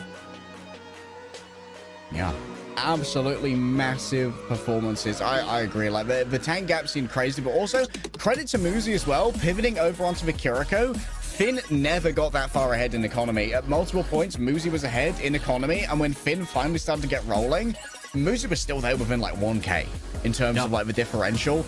And compare that to like MADA versus Ryan, MADA was like at some point like 8k ahead, like an entire purple item ahead of their counterpart, which is a wild Zarya economy gap. Yeah, I believe we end at about 42k, 42.1 for Finn as the highest in his team, but ended with a couple members of their team higher. Muzi was higher at 44, just by about 2k, and MADA as well at 43.5, so about 1.5, 1.4k ahead of Finn. And for sure, that ended up being quite the tank gap, as it was about 11,000 ahead between MADA and Ryan and the rest of the team. As we kind of saw from Finn, one player won't win you the game. Although that kind of did happen in the first game. This time around, one player isn't going to be able to win you the game. And with that, Team China, the superior teamwork will come on through as we'll head over to the winners' interviews. 3위, 2위, 1위 순으로 시상을 진행해 보도록 하겠습니다. 자, 먼저 3위 팀에 대한 시상을 진행하겠습니다. 3위를 차지한 팀 코리아입니다. Our third place award to begin with to Team Korea. 박수로 맞이해 주시기 바라겠습니다. That blaze is gorgeous, by the way. I love that color. 이번 동아시아 스트리머 대전 3위를 차지한 팀 코리아에게는 $15,000. Not bad for third place. 자, 앞에 보시면서 포토타임도 한번 갖도록 하겠고요. And some decent rounds in there. A few struggles. We got to see the ryujehong Ana at least one time. Got to see Tobi Lucio every game, which is always a treat. Alright, we'll head to the third place interview. 좀 어떠셨어요? 소감 좀 말씀해 주세요. 오늘 또 스타디움 이벤트 매치도 한정이 진행을 하면서 또 오버워치 2의 또 색다른 면모를 또 본 것 같습니다. 그리고 이제 중국 팀 The question here, please tell us how you feel about receiving the Medal of Honor. This, of course, also directed towards Medal of Honor. 오늘 겐지 플레이를 굉장히 오랜만에 보여주셨어요. 네. 좀 어떠셨어요? 저 리퍼하고 싶어졌어요. 리퍼. So she says it was fun to see a different game in which everyone seems to have prepared hard. 마지막으로 팬분들께 한 말씀 부탁드리겠습니다. 또 오늘 또 찾아주신 모든 분들 그리고 또 시청해 They said, I wanted to be Reaper. 감사드리고요. Did someone intervene? 고맙습니다. 명훈님에게 큰 박수 부탁드리겠습니다. Finally, a word to the fans. 자, 다음으로 이제 울프님과 이야기를 나눠볼 텐데, 울프님 소감 한 말씀 부탁드리겠습니다. He says, I thank everyone who watched, and I will come back with a better image on my personal broadcast as well. Now, check out the Medal of Honor streams. 열심히 했습니다. Next up, talking to Wolf. Please tell us your thoughts. Generalist question. 너무 즐겁게 게임을 했었고요. 아무래도 정통 오버워치보다는 좀 여러 가지 빌드나 이런 거를 구성하는 재미가 또 있었어가지고 네, 굉장히 재밌게 했던 것 같습니다. 아 그렇군요. 카메라 Wolf responds, but I had so much fun today, but I'm sorry for showing my shortcomings. 감사하고요. 저희 더 열심히 해서 다음에 또 이런 기회가 주어진다면 다음에는 꼭 두드려 펴보겠습니다. 울프 선수에게 큰 박수 부탁드리겠습니다. Then asked for thoughts on Stadium. Wolf responded it was a different kind of fun than regular Overwatch 2, and finally asked for a word to the fans. 지금 생각이 잘 안 나요. 너무 두들겨 맞아가지고. 진짜 자리야 할 때 옆에 쳐다보면. This is I'll participate in this opportunity again next time. Please look forward to it. And a question of Runner for his thoughts as well. Runner responds, I've been through so much that I can't remember. I was so scared of Reaper and Zarya. Relatable, bud. If I was face down with the MADA Zarya and the 9-duo Reaper, I might also pee my pants. 제가 펀치 디바 준비했는데 펀치가 파워가 아예 없었어요. 네. 진짜 밉습니다 블리자드 진짜. Next question is, I saw you practicing, and it seems like a shame that D.Va was nerfed. 만약에 디바가 너프가 안 됐다면 오늘 경기 좀 달라졌을 거다. 그죠 이게 뽀록 자폭이 맛있어요. 아, 태연이의 격발기. He said he practiced D.Va a lot, and it's a shame. 아무것도 못하고 죽거든요. 그거 보여주려고 그랬는데 It could have been our D.Va Warlord. 아쉽게 됐습니다. 다음번에 진짜 기대 많이 하도록. I don't know how D.Va would have wanted to win to Zarya anyway, so maybe Yeah. 팬분들께 한 말씀 부탁드리겠습니다. If she had been nerfed, I would have won. I wanted to show it with nerf Viz. 진짜 이런 기회 있으면은 그때 of course, one of the big D.Va nerfs was in the self-destruct. 승리하신 우리 일본 팀. There used to be a self-destruct build that had extreme range where you could just catch players off, but I think they nerfed that one quite significantly and finally went to the fans. He says, I'm so sorry for losing. I want to show a better side next time. And he says, I think both Japan and China are doing well. 저는 사실 토비 선수가 좀 더 익숙하기 때문에 예. 토비 선수 예, 오늘 네. 좀 어떠셨어요? 이제 스타디움으로 팀 게임을 해본 게 처음이었는데. Next up is Toby for our interview. 많이 돌렸으니까. Asking Toby, how are your feelings today? 그 인터뷰 영상에서도 봤듯이 재용이 형이 참가하게 됐습니다라는 이야기가 있었어요. 오늘 같이 좀 게임을 굉장히 오랜만에 한 걸로 알고 있는데 어떠셨어요? Toby weighs in, says it's been a while since I played a team game, so I felt a different kind of fun. 옛날 생각나고 좋았습니다. Certainly nice to see Toby duoing with ryujehong again. 이야기하시는 것 같은데 그 향수를 기억하시고 현장에 정말 많은 분들이 와주셨어요. 그리고 시청하고 계신 팬분들께도 마지막으로 한 말씀 부탁드리도록 하겠습니다. On that, the next question was, how did it feel to play a game with ryujehong after a long time? 응원해주신 팬분들 정말 감사드리고 초청해준 이제 블리자드도 정말 감사하고 Toby responded, it brought back old memories. It was so good. I'm right there with you, bud. Word to the fans, and he says, although the result was disappointing, thank you so much for watching. 하나만 더 여쭤볼게요, 도비 선수. 만약에 다음번에도 이런 기회가 있다면은 그때도 참가하실 의향이 있으신가요? 네, 저는 뭐 불러만 주신다면 더. Said I did it with ryujehong, but the result was disappointing. And then, do you plan to participate again next time? And he says, I will definitely participate next time. 마지막 류재홍 선수와 인터뷰를 나눠보도록 하겠습니다. Look forward I to will seeing do that. it even without ryujehong. Even when we vote kick ryujehong, I will be there. Next question is to ryujehong. Please tell us how you felt today.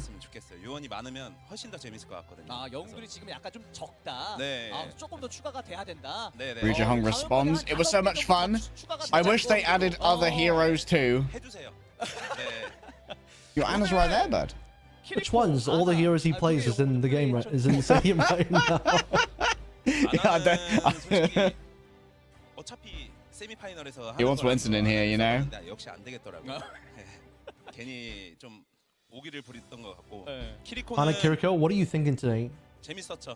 이겼으면 더 He 재밌을 said, 것 같아요. Anna wasn't that great. I did kind of get run over a little bit. That's what I'm saying, brother. It's alright, I got the build. I'll share it. Yeah, He says, Kiriko was fun. It would have been better if we won, but it was still good. 올린다고 했는데 그걸 못 지켜드려서 죄송하고요. 일단은 오늘 시청해주시고 현장에 와주신 팬 여러분들께 정말 감사하다는 말씀 드리고 싶고. A word to the fans here. ryujehong apologizes, saying, I'm sorry I couldn't raise Korea's status. Thank you to everyone who came to the studio and watched. 큰 박수 부탁드리도록 하겠습니다. 자, 이렇게 해서 팀 코리아와 인터뷰를 나눠봤고요. 3위를 차지하면서 이번 대회 마무리하게 됐습니다. I'm sorry again. 뜨거운 박수 부탁드립니다. Somber ending to our third place interview there for Team Korea, walking away with their $15,000. And we'll now have our second place interview. 3위 시상을 끝마쳤고요. 이제 2위 시상을 진행해 보도록 하겠습니다. 이번 오버워치 스타디움 동아시아 스트리머 대전 2위를 차지한 팀입니다. 팀 자편입니다. Our second place team, Team Japan, now taking the stage.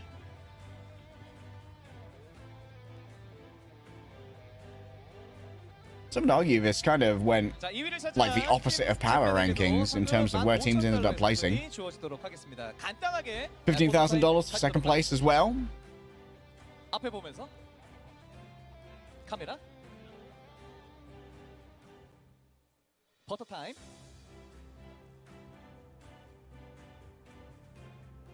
오케이. 예. Getting their official photo taken. 간단하게 좀 이야기를 좀 나눠볼 텐데요. 먼저 니코 선수 소감 좀 물어보고 싶은데요. 소감이 어떤지? 고소감 오네가이시마스. 니코. I want a question for Nico. 니코 여기 있어요. 니코. 고소감 오네가이시마스. Nico, please tell us your thoughts. いやー今回ねちょっと優勝するつもりで来たんですけど最後負けちゃってねめっちゃ悔しいです 오늘 우승하러 왔는데 마지막에 져버려서 정말 아쉽습니다. 정크렛에 대한 생각을 좀 듣고 싶은데 정크렛 어땠는지 한번 I wanted to win today, but it's a shame that I lost in the end. についてちょっと聞きたいのですが。そうですね相手がラッシュ What do you think about Junkrat is the next question. 迷ってたんですよ Sure, Nico has some very fueled thoughts about this one. 選んだ時にまあジャンクで行くかってなってそこがちょっと今回の範囲でしたね 상대편이 다 대시 상대편이 막 들어오니까 들어오는 그런 부분들 때문에 많이 힘겨웠다.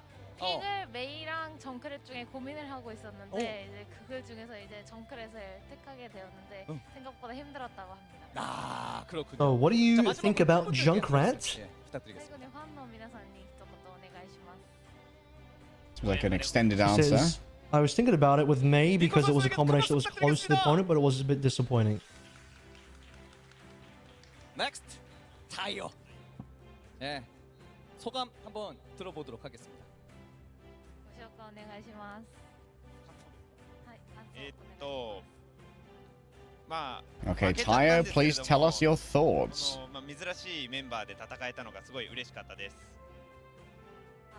비록 지긴 했지만 자주 보지 못하는 이런 멤버로 이렇게 싸울 수 있게 되어서 아주 기뻤다고 하십니다. 그렇군요. 이렇게 팀 결성되는 게 사실 쉽지가 않은데 이런 대회를 통해서 함께 합을 맞출 수 있어서 너무 좋았다라고 또 이렇게 타이오 선수가 또 이야기를 했습니다.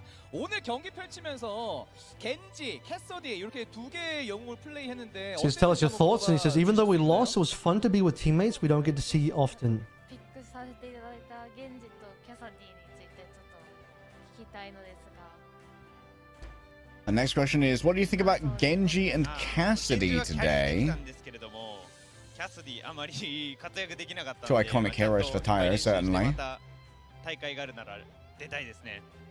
겐지는 좀 캐리를 보여드렸는데 캐서디는 그렇지 못했던 것 같아서 좀 더 연습해가지고 분발해서 다음 기회가 있다면 또 대회에서 멋진 모습 보여드리도록 하겠습니다. 그렇군요. 아니 사실 오늘 우승을 하게 되면은 캐서디 그 세레머니 하겠다고 아까 인터뷰를 했던 걸로 기억하는데. Answers that the Genji was good, but Cassidy seems to need more practice. Definitely not a tighter crosshair. We need a bigger crosshair to make those heads bigger. 本当はしたかったんですけれども負けちゃったんでまた次回にお預けです。 그거 사실은 너무 하고 싶었는데. I heard that if you win today, you were going to show a ceremony. 오케이, 잠깐만요. 여러분들. Can't believe he lost just to dodge the ceremony. That's unfortunate. He says, I really wanted to do it, but I lost, so I can't show it to you. 한번더 큰 소리 원하십니까? Come on, do the Genji thing again. Okay. Do the roar. And now says, do you want to see it? There it is. Let's go. Oh, little combat roll into a fan the hammer. Dropped both his glasses and his phone, as is standard for a Cassidy. Evan saying thank you. 리온. 소감 좀 부탁드리겠습니다. 感想お願いします。生きてる時間より死んでる時間の方が長かったです。めちゃめちゃ強かったです。 Asking for thoughts from a tank player. 안 들렸나요? Ryan? 그러면 한 번 더. 리온. 통역사분에게 여기 生きてる時間より死んでる時間の方が長かったです。 살아있던 시간보다 죽어있던 시간이 더 길었던 것 같습니다.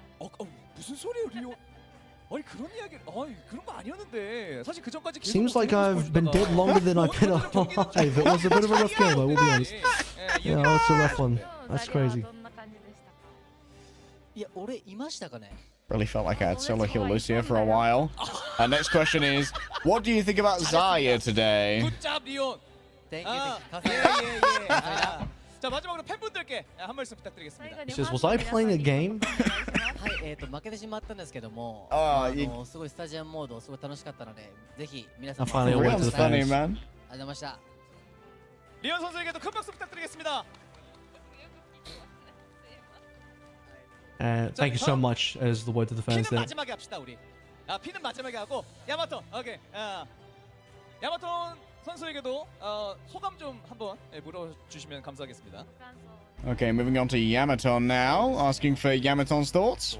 僕基本メインサポートなことが多かったんですけど、なんかいつも自分が救われない側だったんですけど、救われない人が目の前にいた時に結構救えなかったことの方がきついんだなって思いましたね。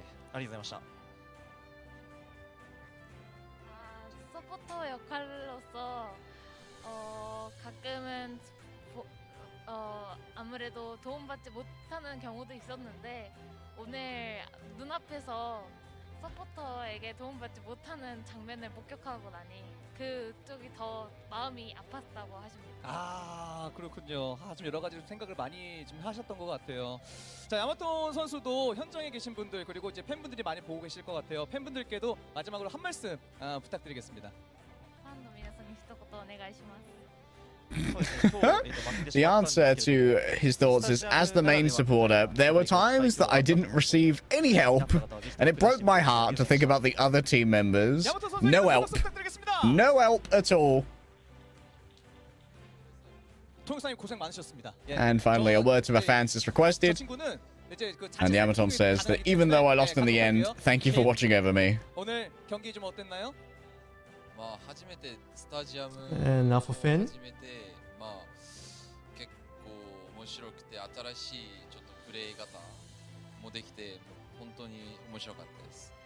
처음 스타디움을 했는데 좀 새로운 방법으로도 게임을 하고 이제 또 엄청 재밌으니까 다들 체험 많이 해보세요. 이 키리코 빌드로. 그렇군요. It was my first time experiencing Stadium. It was fun because it was a new game, so I hope everyone tries it. 선수로서 여러 가지 보여줬었던 핀 선수인데 오늘은 진짜 스트리머로서 좀 Prepare to have your stadium games filled with clone Kirikos. 기회가 또 있다고 하면은 그때도 참가하실 의향이 있으신가요?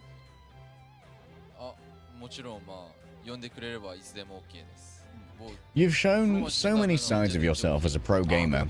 Will you participate in the next competition? 선수만큼은 무조건 꼭 잡고 싶었는데 그게 좀 아쉬웠다라는 장면이 있었을까요 혹시? 저희 팀에서요? 말고 상대 팀에서. 일단 울프 선수. Finn responds, of course. If you call me, I will definitely come. Like Reinhardt receiving the Overwatch recall, Finn will appear. 1試合しかできなくてちょっと惜しかったです.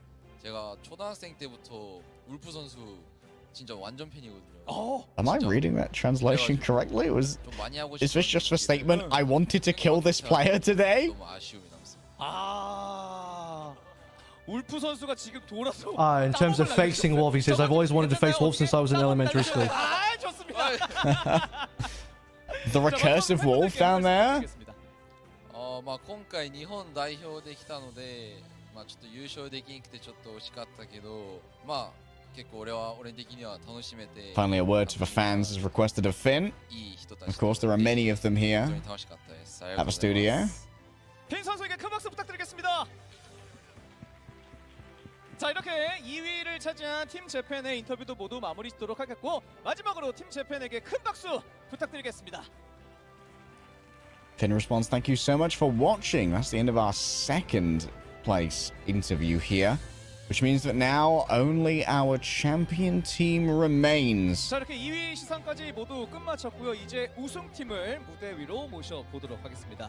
오버워치2 스타디움 동아시아 스트리머 대전, 이제 우승팀을 모시겠습니다. 우승팀 차이나입니다. And the winning team taking the stage now, Team China, who, after struggling in the early games, came back strong to take it all and now check for $20,000 as their prize. 자, 우승을 차지한 중국 팀에게는 2만 달러의 상금이 Great comeback from Team China.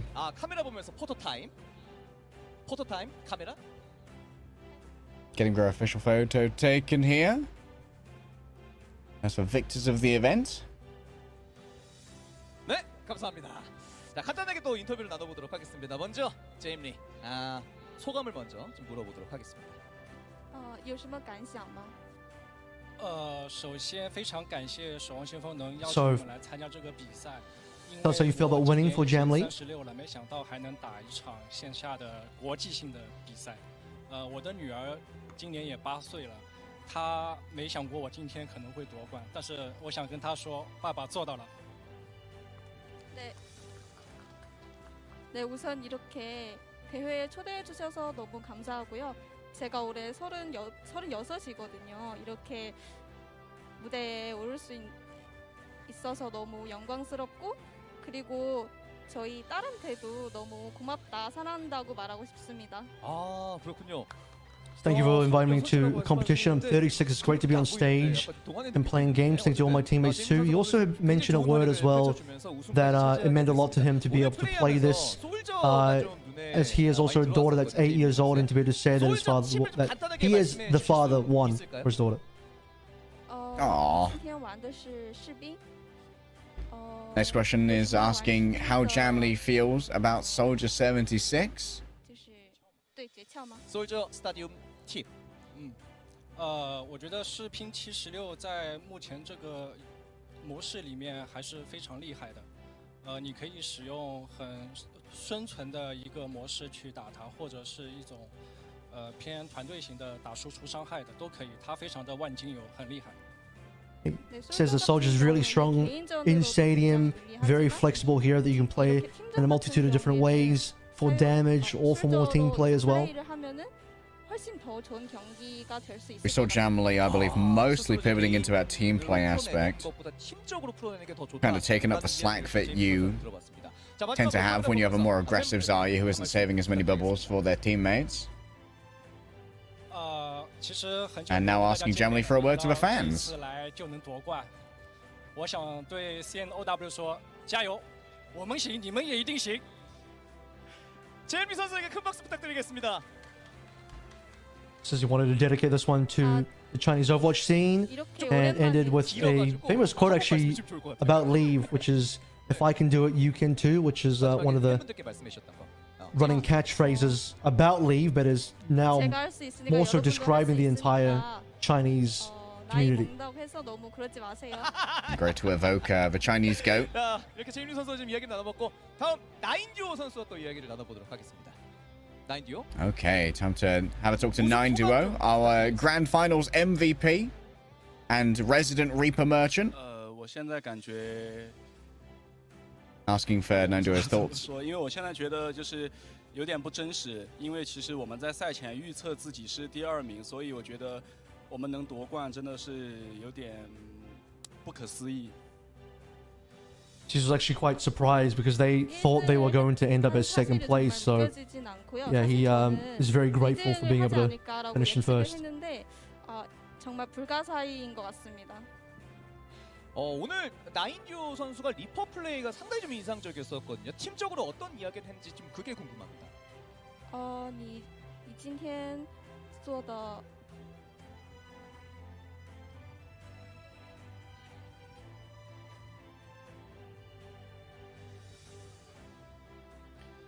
团队的秘诀就是跟大家沟通好，就沟通非常的重要。因为如果光靠我一个人的话，我是杀不死后排的。其实因为来到决斗领域这个模式 I imagine this is probably a question about Reaper. 单点能力，会比普通模式差很多，所以我跟我的队友沟通做得很好。 I said the most important thing is teamwork and communication. On Reaper, I can't just take down the entire enemy team. I can't kill the backline on my own. We need to be able to efficiently work as a team, and so our communication won for us today. 키셔야 됩니다. 예, 여러 가지 브리핑을 I will, however, solo Death Blossom and Junkrat. I can do that. 이렇게 지금 나인디오 선수가 얘기를 했고 마지막으로 좀 팬분들께 한 말씀 부탁드리겠습니다. 我想对粉丝说 And a word to the fans from 9duo. 是跟老李差不多吧，就相信 CNOW， 因为对所有的职业选手说，解说能做到，你们也能做到。 He says, word to the fans is, you know, believe in Chinese Overwatch, have faith in Chinese Overwatch. If a broadcast member, a caster like me can do it, then if you're a professional player, you can do it and win too. 마다 우승 소감 부탁드립니다. Here's MADA. World's most dangerous stadium, Zarya. 其实就从来没想过会得到第一嘛，然后 Asking how MADA feels about winning. 尽力就好，然后真的没想到得到第一。 He says, truly I didn't think we were going to win first place today. I never thought I would win in first, so yeah, feels great. 아니 오늘 자리아로 진짜 공격적인 모습들 너무 잘 보여줬었거든요. 또 어떤 식으로 플레이했는지 본인만의 그런 빌드나 이런 거 좀 한번 설명해 주시면 좋을 것 같다. 이렇게 한번 전달해 주시겠어요? Now asking your thoughts on Zarya from MADA. I imagine likes being able to carry. 공격적인 자리아 많이 보여줬었거든요. 과연 마다의 입에서 어떤 이야기를 하게 될지. 秘诀就是叫队友不要抢我的盾。秘诀就是叫队友不要抢我的盾。 We've said, don't steal my kills. He said, I told my team to not steal my kills. I'm the carry. Step aside, noobs. The MADA Zarya has arrived. 됐나요? 네. 네. 저의 비결은 그냥 모든 기술이 제 스스로 하는 것이 저의 비결입니다. 자신감을 가져라. 이런 이야기를 했습니다. 마지막으로 마다 선수들 팬분들께 카메라 보면서 말씀 한번 해주시면 좋을 것 같아요. 差不多吧，就是反正老逼都And a word to the 老逼都尽力 fans? 了，大家加油，好吧？ 네, 비슷한 말인 것 같아요. 저희도 열심히 했으니까 여러분들도 똑같이 할 수 있습니다. 마다 선수에게도 큰 박수 부탁드리겠습니다. The same thing. You can do the same thing. Lot of 크리드 선수와 좀 이야기를 나눠보도록 scene-directed gratuity 우승 소감 좀 부탁드리겠습니다. from the Chinese players here. Of course, their scene has been recently reinvigorated. 解开自己一直以来一个遗憾吧。 Chinese Overwatch is back, baby. Now it's Creed's turn to tell us their thoughts. 한을 푼 것 같다. 우승을 통해서. 아니 루시우로 상당히 조금 This is a long-held wish has come true. 상대방 품에 좀 파고들면서 좀 진영 자체를 붕괴시키는 플레이들을 굉장히 많이 펼쳐줬었어요. 루시우 어떻게 하면 잘할 수 있습니까? 怎么样能玩？ And aggressive Lucio was very impressive. 在决斗领域这个模式吗？对，玩得更好呢。我跟其他两位卢校的理解差距就是，我觉得右键回旋 Asking how he can play like that. 反而没有推进。 Definitely the most aggressive Lucio we saw. 就是该有的时候，因为他需要用那个右键去回血。 但是如果说你一直用右键回血的很紧急的时候，你就没有右键，所以说我那个打法是跟他们是有所不同的。 He says a lot of it came down to the difference between him and the other two Lucios was up to how he was using his right click the boop. 경기를 플레이했습니다. 다른 주들이 이제 보편적으로 쓰는 것보다도 다른 빌드 좀 썼다. 본인만의 빌드를 썼다. 뭐 이렇게 좀 이야기를 해준 것 같습니다. 크리드 선수 그러다 보니까 워낙 좋은 플레이를 보여줬고요. 마지막으로 팬분들께 한 말씀 부탁드리겠습니다. 对粉丝说些什么？其实我想说， And finally, a word to the fans from Creed. 我一直以来偶像或者说是前进的目标吧。然后这次也确实是解开了自己的一个心结。然后后背我也会更加乐观的走下去。跟粉丝说的是感谢大家的最近一直陪我一直练这个决斗领域模式，感谢大家。 우선 토비 선수가 재용 선수님은 저의 롤모델이고 오늘도 볼 수 있어서 너무 좋았고요. 그리고 팬분들에게는 저와 함께 같이 경기를 하면서 저의 해설을 들으시고 너무 감사드리고 앞으로도 열심히 하겠습니다. 크리드 선수에게도 큰 박수 부탁드리겠습니다. This is Toby was my idol. It was great to see him. I really enjoyed being with the fans. I'll continue to work hard. 무지 우승 소감 부탁드리겠습니다. 说一下你的感想吧。我也是觉得我们上来能拿到这个冠军，其实是非常的不容易啊。其实我的想法跟前面9朵是一样的啊，我们解说可以做到，你们也可以做到。CNOW 加油啊！感谢各位的支持。Muzi, tell us how you feel about winning. And he says, you know, yeah, again, I didn't think that we were going to win today, so really proud of the team. And similar to what 9duo said, if we as casters can win, then you can definitely win as well. 해설도 했으니까 여러분들도 할 수 있다. 근데 생각보다 해설이라고 하기에는 너무 뛰어난 실력을 가지고 있는 상태라서 다음 Gotta bring us in for one, Avril. 상황이 되겠는데 무지 선수가 오늘 그러니까 핀 선수의 If we win, 키리코 플레이가 maybe. 굉장히 좀 예리한 모습을 보여주긴 했지만 사실 무지 선수의 키리코도 굉장히 안정적인 모습을 보여줬었거든요. 키리코 어떤지 좀 I don't 한번 really force Anna, I'll be honest with you. 你作为今天的物质，非常做了一个非常好的比赛。你有什么觉得对于物质来说， How do you think your Kuriko went compared to the 为 others? 什么会赢呢？今天不管是韩国的物资选手，还是日本的物资，不管是ryujehong还是 Fin， 我觉得我肯定都是打不过的。然后我就不会单独去跟他1对1，所以我们队伍的策略就是说，把资源给到队伍的其他核心单位，比如说我们的死神，就是会不跟他们打1对1，然后我会去保住队友去赢比赛。 And his answer was, I don't think I'm actually as good as either Finn or ryujehong, so my plan was to mostly support my team, not to take 1v1 fights, not to take fights I don't think I can win, but to help enable my teammates like the Reaper, like 9duo's Reaper, to be able to win for the team. 다양한 전략을 했습니다. 그렇군요. 자 마지막으로 Smart gaming. 카메라 보면서 팬분들께 And then probably a word to the fans. 有什么对粉丝要说的吗？首先感谢在屏幕前的观众朋友们，然后感谢现场的观众朋友们，然后最后感谢我们的队友，也是有你们的支持，我们才能拿这个冠军。希望以后 CNOW 越来越好，谢谢大家。 He says, thank you for the people watching at home, the people watching in the audience, and my teammates for being able to pull together a win today. And hope we'll be able to win again and for Chinese Overwatch to be able to win. 무지 선수에게도 큰 박수 부탁드리겠습니다. 자 이렇게 해서 한중일 3개국에서 모인 스트리머 대전이 모두 마무리가 됐습니다. 참 즐거운 시간이었는데 어쨌든 각 국가별로 좀 다른 색깔을 보여주는 모습이 있어서 참 색다르웠다라는 느낌도 듭니다. 어쨌든 이번 17시즌이 패치가 되면서 스타디움도 좀 새롭게 개편이 Like day, 됐고 the final thoughts on Stadium. We get to cast our first Stadium, the third time Stadium's ever been broadcasted officially. Yeah, it was great fun. I can't wait for this Kuriko build to be nerfed, but really excited to get more and more characters involved. I think Tracer's going to be a very fun addition as well. Really going to up the chaos level. For those of you in chat, fiending for the drops right now, there will be a rebroadcast on the official channel, so make sure that you're following wherever you are watching right now. So if you haven't got yourself your OWCS home Kuriko skin, you can come back and finish it off later. Thanks for watching, guys. This has been the Overwatch 2 Stadium Asia Streamer Showdown. Congratulations once again to Team China and for Team Japan and Team Korea for showing up to play as well. Fantastic tournament, Avril. This has been Leg Day. We'll see you all next time. Thanks very much.